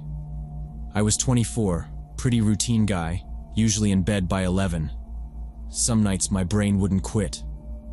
That Tuesday was one of those. I lay there staring at the ceiling, tried a breathing app, tried counting, even did the dumb sheep thing. Nothing. After an hour, I got up, put water on for tea, flipped through a book and felt my eyes skim without absorbing a word. I figured I'd do something mindless, so I turned on my computer and started organizing old photos, deleting duplicates, renaming files, making little folders for trips I barely remembered. It felt productive enough to keep me going. When I finally looked up, the clock said 4. I decided sleeping for 40 minutes would make it worse. I took a quick shower, drank coffee too fast, and drove in while it was still dark. By 9 a.m., I was on my 3rd cup, elbows on my desk, spreadsheets open but not really landing, when my downstairs neighbor Laura texted, "Are you okay?" "Police are everywhere," I wrote back that I was at work. "What happened?" She said 4 apartments got broken into overnight.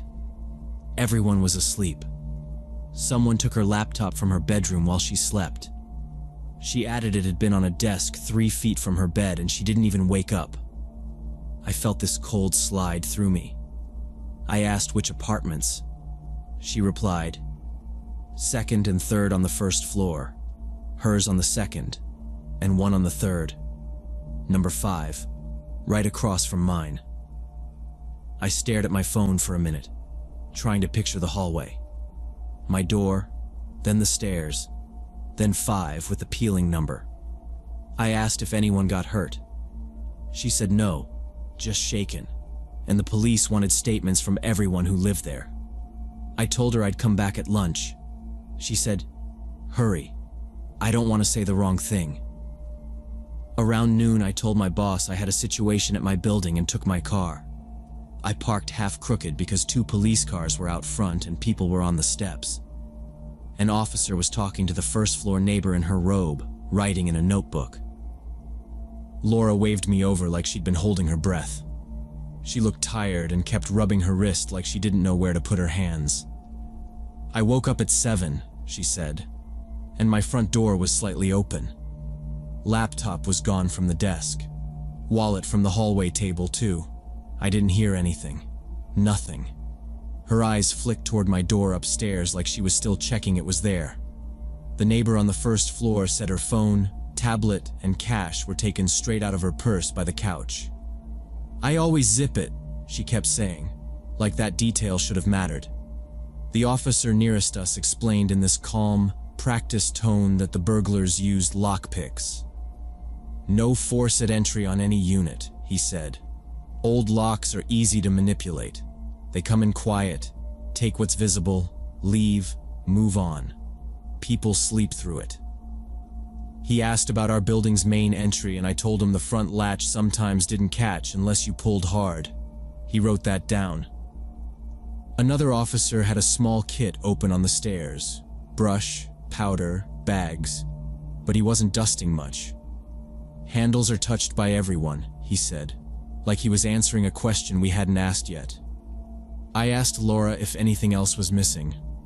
She said no, not even the TV, just stuff that fits in a backpack. She kept shaking her head at her open door like it was rude more than criminal. The first floor neighbor was talking about her kids' baby photos on her tablet, and I could hear her voice wobble, then steady, then wobble again. The officer with the notebook nodded a lot.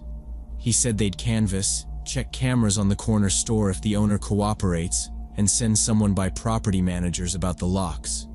It sounded like a script, but not in a bad way, just efficient. He turned to me. "Which unit are you?" "6, I said. "Brandon." "Everything okay with you, Brandon? Anything taken? Any signs of tampering?" He watched my face as he asked it. "My door was locked when I left," I said. "Looks fine." I realized I hadn't actually checked. He must have seen that flash of doubt because he nodded toward the stairs. "Let's confirm." We went up and I put my key in. It turned smooth. Inside looked normal. Bed unmade. Coffee mug in the sink. The computer on my desk was asleep with the little light pulsing. I woke it and my photo folders were still up. It hit me then how close it had been.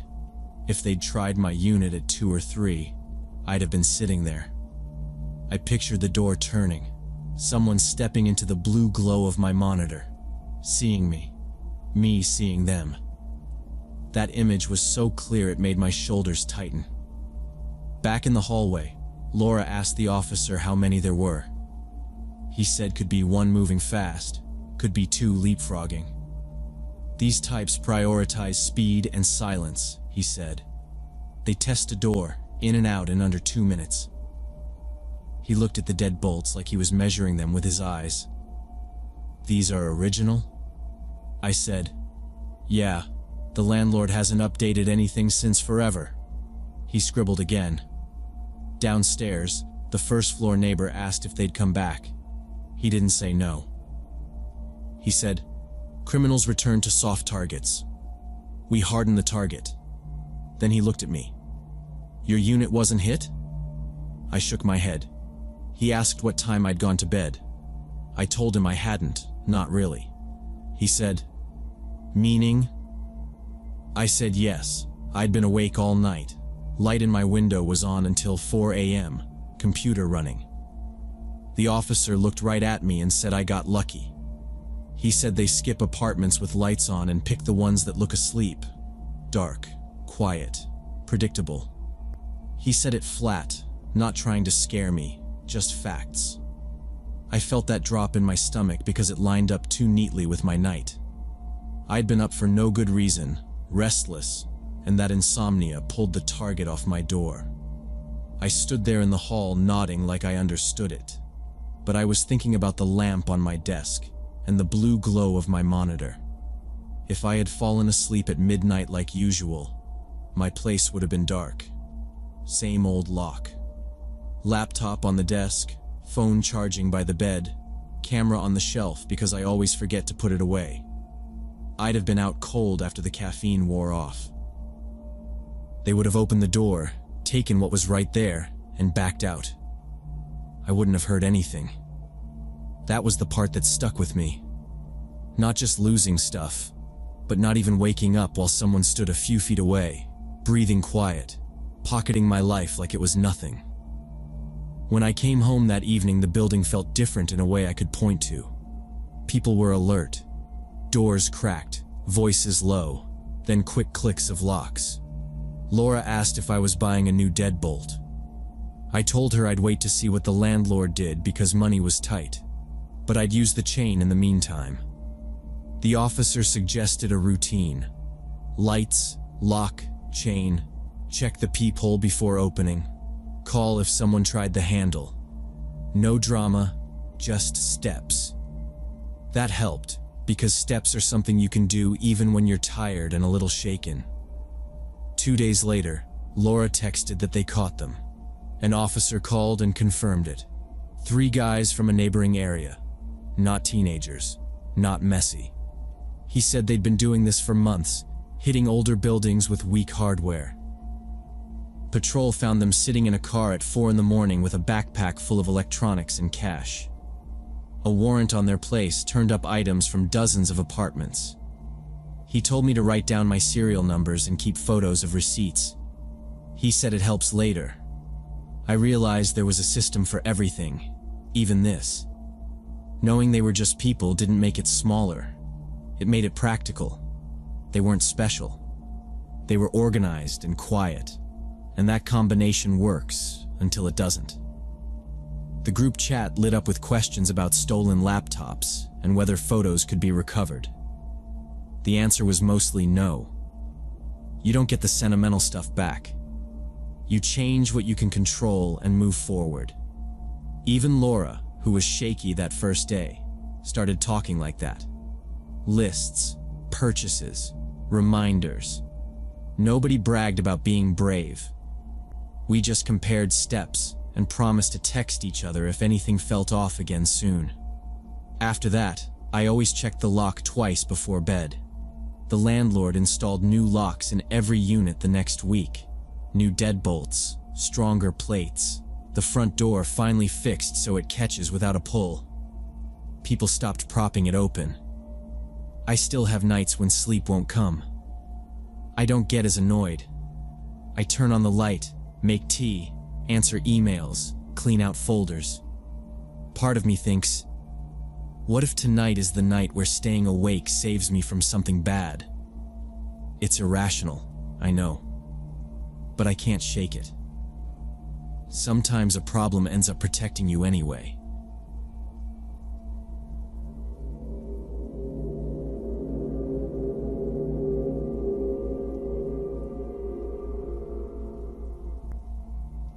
Way back in May of last year, I was walking home from work through the park in downtown Austin on a warm evening. I take that route most days because it's shorter than the main street, and the park feels easier after a long day. I manage a small bookstore, 9 to 6, nothing exciting, but I like it. It was around 6:30, sun dropping, lots of people out. Couples, dogs, joggers. Near the fountain in the middle of the park, a man sat on a bench, maybe 50, wrinkled jacket, University of Texas cap, thick graying beard. As I passed, he looked straight at me and called, "Excuse me, can I ask you something?" I stopped but stayed a few yards back, ready to walk if it felt off. He didn't seem aggressive, just beat down tired. "Have you noticed more planes in the sky lately? Especially in the evenings, leaving trails that don't disappear for hours?"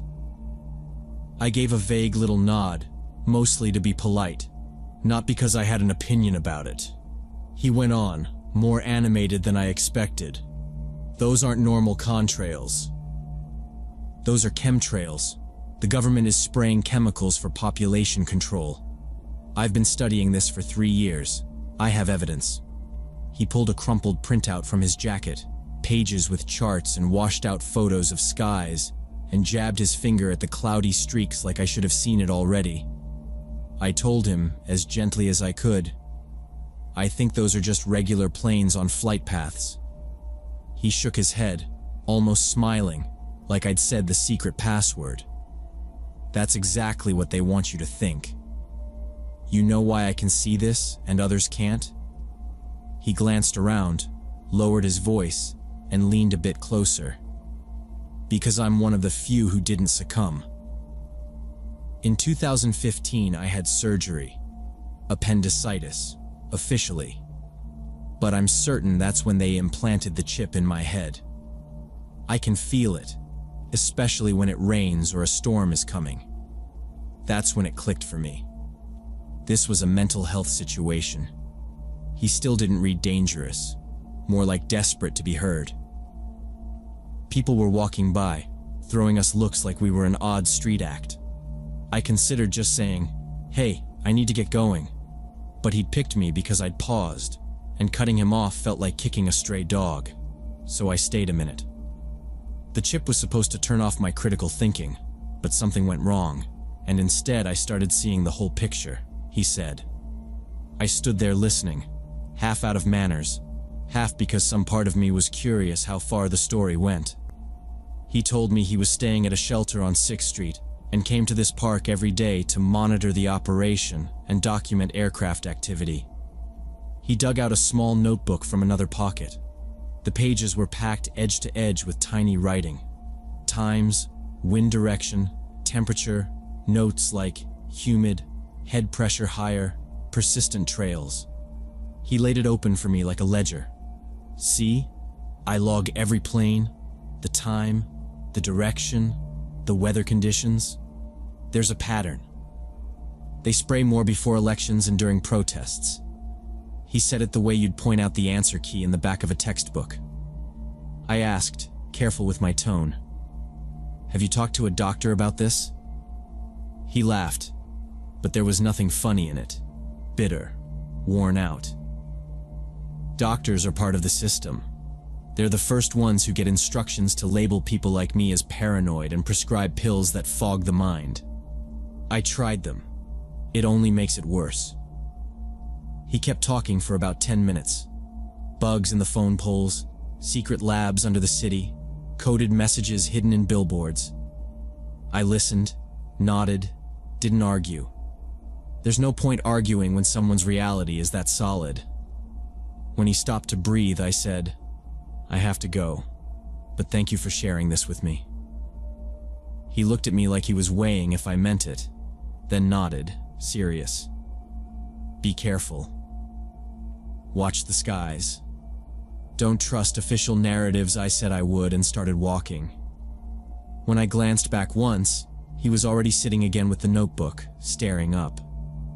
On the way home, I thought about him more than I expected. Not pity exactly, more like trying to imagine living inside that frame where every plane, every sign is a message. That notebook stuck with me. Page after page, dates and arrows and little notes. That takes time. A person doesn't do that unless it feels necessary. I also ran through basic safety stuff in my head, the way I do after odd encounters. He'd kept his distance. He never tried to get closer than I allowed. He asked, I answered, and I left. A few weeks later, same route, I saw him again. Same bench near the fountain, same cap, same notebook. The park looked different only because the heat had picked up and people were hugging the shade. I wasn't planning to stop, but he saw me and lifted his chin like he recognized me. I slowed. He didn't wave me over or step toward me. He just watched to see if I'd choose to come closer. I did, but I kept a few feet between us like before. He called out as I passed, recognized me right away. "Hey, you're the one who listened last time." I stopped, really. He started talking before I even answered, eager, like he'd saved items for me. New theories and new links, license plate numbers as coded messages between agents, certain storefronts around town as covers for quiet operations. He swore he had dates and names verified. He pointed toward downtown like a map was hanging in the air. "You see that grocery store on 5th? Watch who goes in and out at 3 a.m. Always the same people, but the store is supposed to be closed. They're not buying groceries," he said. and he wrote a time in his notebook. I listened a few minutes and kept my voice neutral, asking what kind of codes he thought the plates used and how he tracked them. He said the sequences matched dates, and that the letters were assignment tags, and that he logged them and cross-referenced with events. After a few more minutes, I told him, I need to get going, and I meant it in a straightforward way, not a brush-off. He didn't take it as an insult. I appreciate you, he said. Most people won't stand still long enough to hear it. He tapped the notebook and told me he was close to putting it together and would bring it to someone who would listen. I told him to take care of himself, and he told me to watch the skies. I never saw him again after that day. I kept using the park, different hours, same fountain, no sign of him. I don't know if he found help or just moved benches, or if something bad happened and it never reached me. I think about him because of the certainty, how it gave him a structure to live on and took the rest away. I hope he's safe.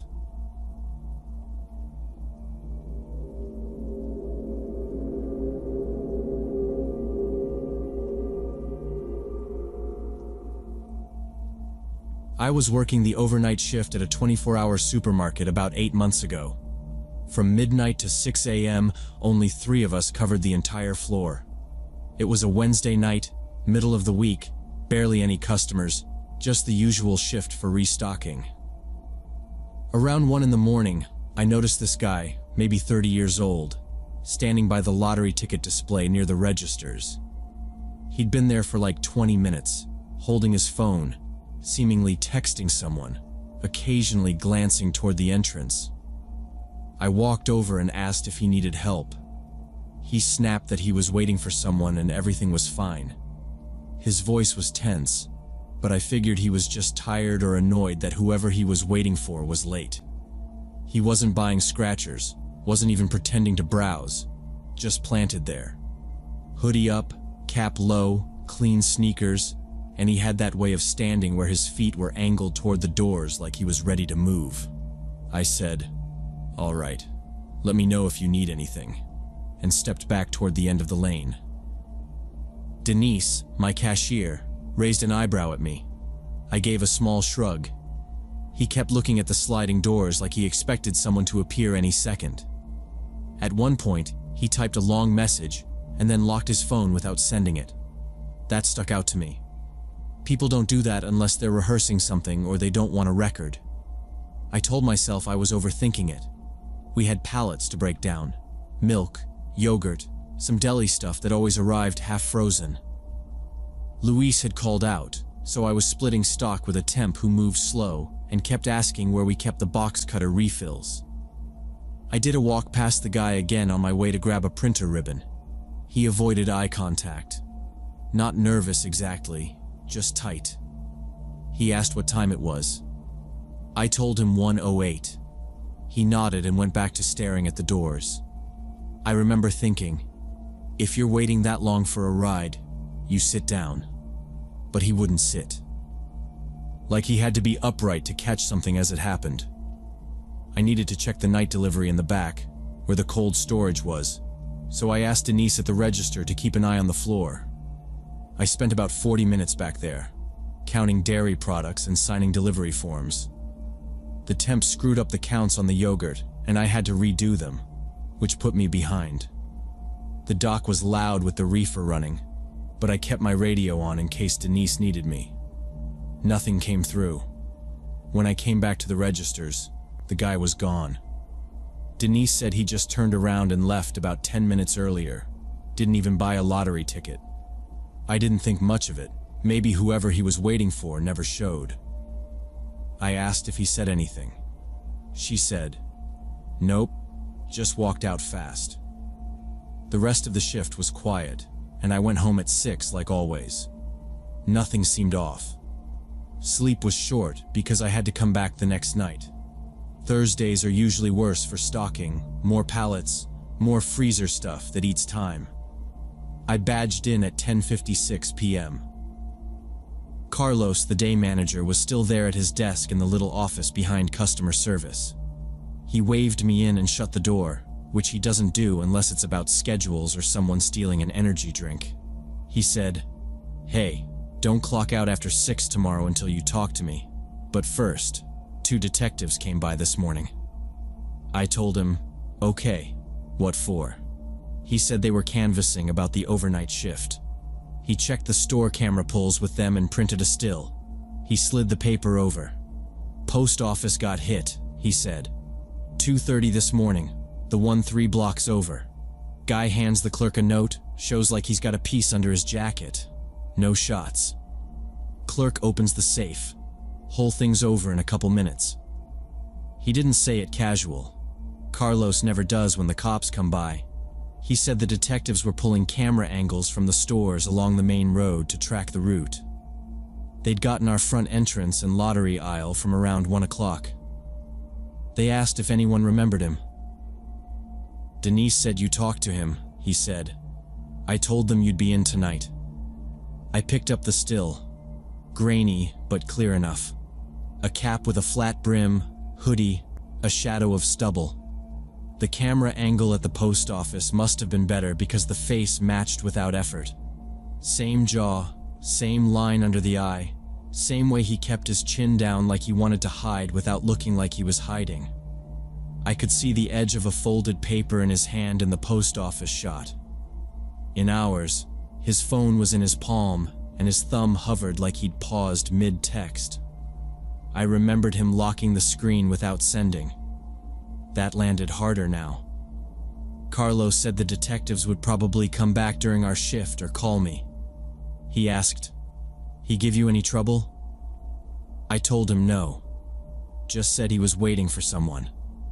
Carlos nodded like, "Yeah, okay, that tracks." He said the detectives believed the guy walked past our store on his way in or out because the timing lined up with the robbery. They were trying to see if he had a car or if he cut through the back lots. He asked if our loading dock camera caught anything between 2:15 and 2:45. I said the dock motion sensor video overwrites every 24 hours unless we flag it. He swore under his breath and wrote himself a note to pull it anyway in case. I stared at the printout longer than I needed to. Not because I was in shock, more because I was replaying the way he stood there, angled out, counting minutes. It felt obvious now. It hadn't then. Denise knocked, opened the door a crack. "You need me up front?" she asked. Carlos said, "1 minute." He tapped the photo.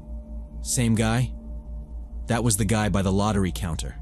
The detectives figured he originally planned to rob us. They said he fit the pattern they see with late-night hits. Watch the staff, wait for a clear window, move fast. A supermarket at night is quieter than daytime, and there's cash at the tills plus the safe drop. "He was testing you," one of them said. I believed it, because he never acted like a normal customer. I realized he'd been waiting for the floor to empty, and when I left for cold storage, that was probably his moment. Except Denise stayed planted by the register the whole time. They told me the street cams picked him up looping the block between our store and the post office for about 20 minutes. He walked, then cut across the parking lane, then walked back, always checking over his shoulder at our doors.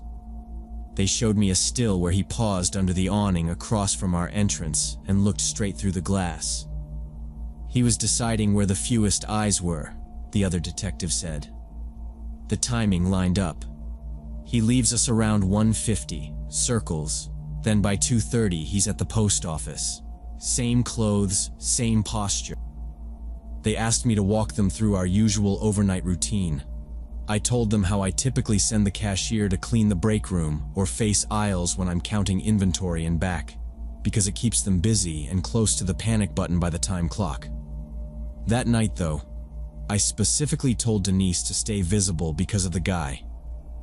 "You changed the board for him," the first detective said, not accusing, just stating it. That might have spooked him.